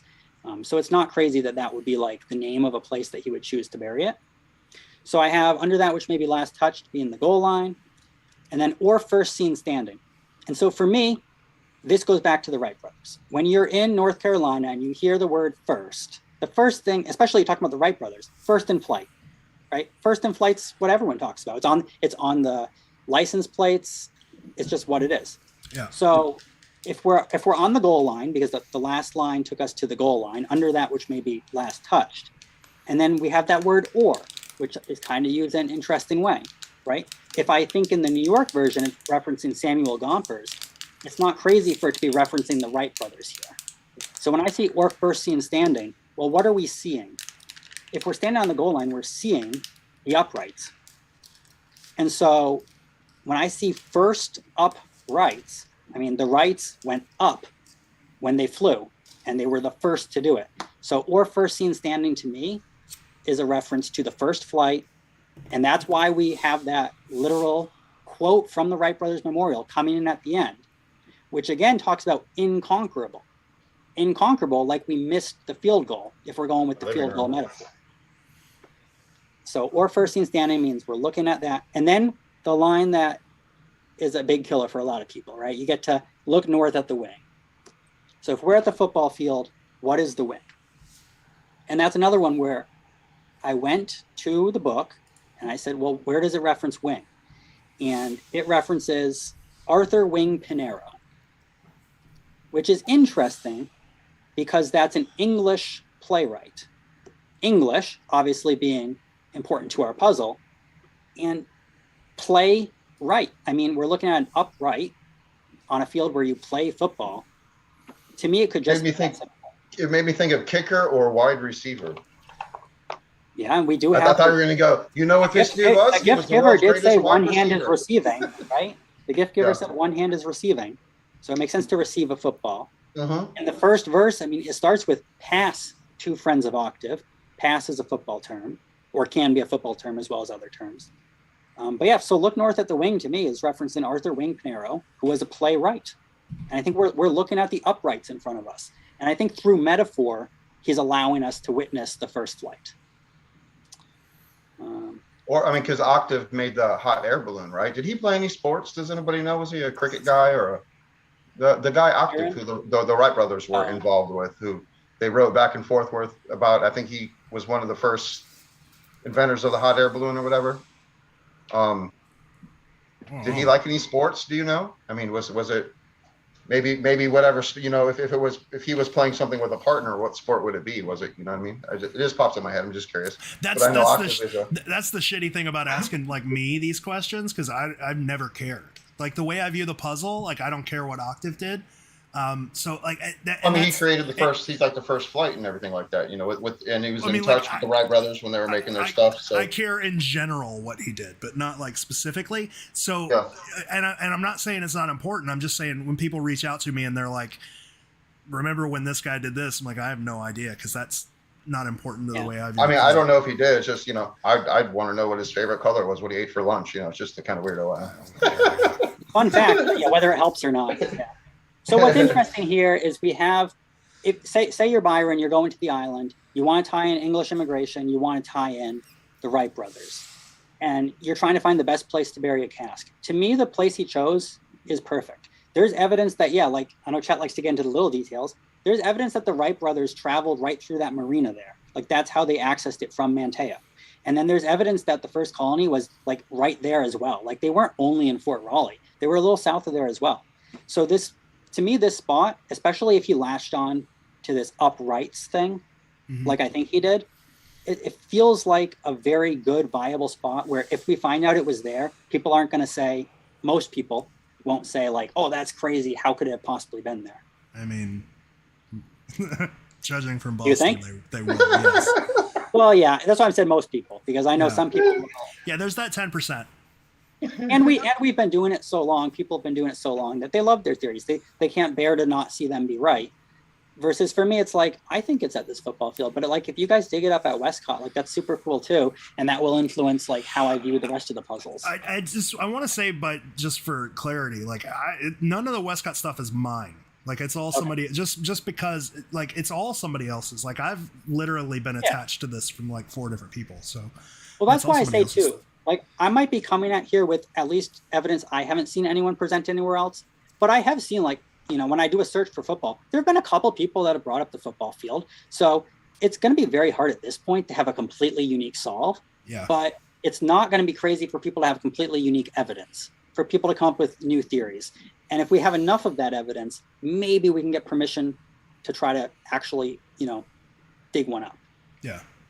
Because there's a lot of smaller stuff too that supports these theories. Like I'm trying to keep them to the bigger stuff and just like keep on one point, because I could be wrong about some of the smaller stuff and I don't want to like detract from my good points by bringing up bad points as well. Yeah. But like I'll just show you like one thing, because obviously you can pick and choose from the back of the book almost anything. But I did find this quote right here to be pretty interesting if I think it's on the goal line, right?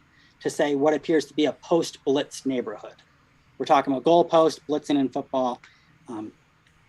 It makes sense to me. Yeah. But there's like a lot of little things like that, but I don't want to bring those up too much because if somebody wants to like not necessarily debate me because I don't want to like prove that I'm right. I hope I just want to work through the puzzle, and so if people want to like work through it, I'd rather not have people pick out the minutia that I'm wrong about. I'd rather say, here are my bigger ideas. What do you think of those? Yeah, completely understand. So Chet, we've run long, so we're gonna have to go. And I've let Sean. I feel you, bud. Is there anything you wanted to talk about that we didn't talk about, man? Because we've still got some time. I just want to give you a chance. I don't want you to leave and be like, I really wanted to talk about this. No. I'm kind of riding by the skin of my teeth. I was debating whether even to go on. You're absolutely right. I was so nervous. I'm glad you did come on. Glad you came on. Secret World. Shouts out to John Pierre, bud. Hope if you're watching this and you're at work, what up, dude? He's not watching. I doubt it, man. He was nice enough to answer back and say, sorry, but I got to work maybe next time. So, I mean, at least he took that measure. You know what I mean?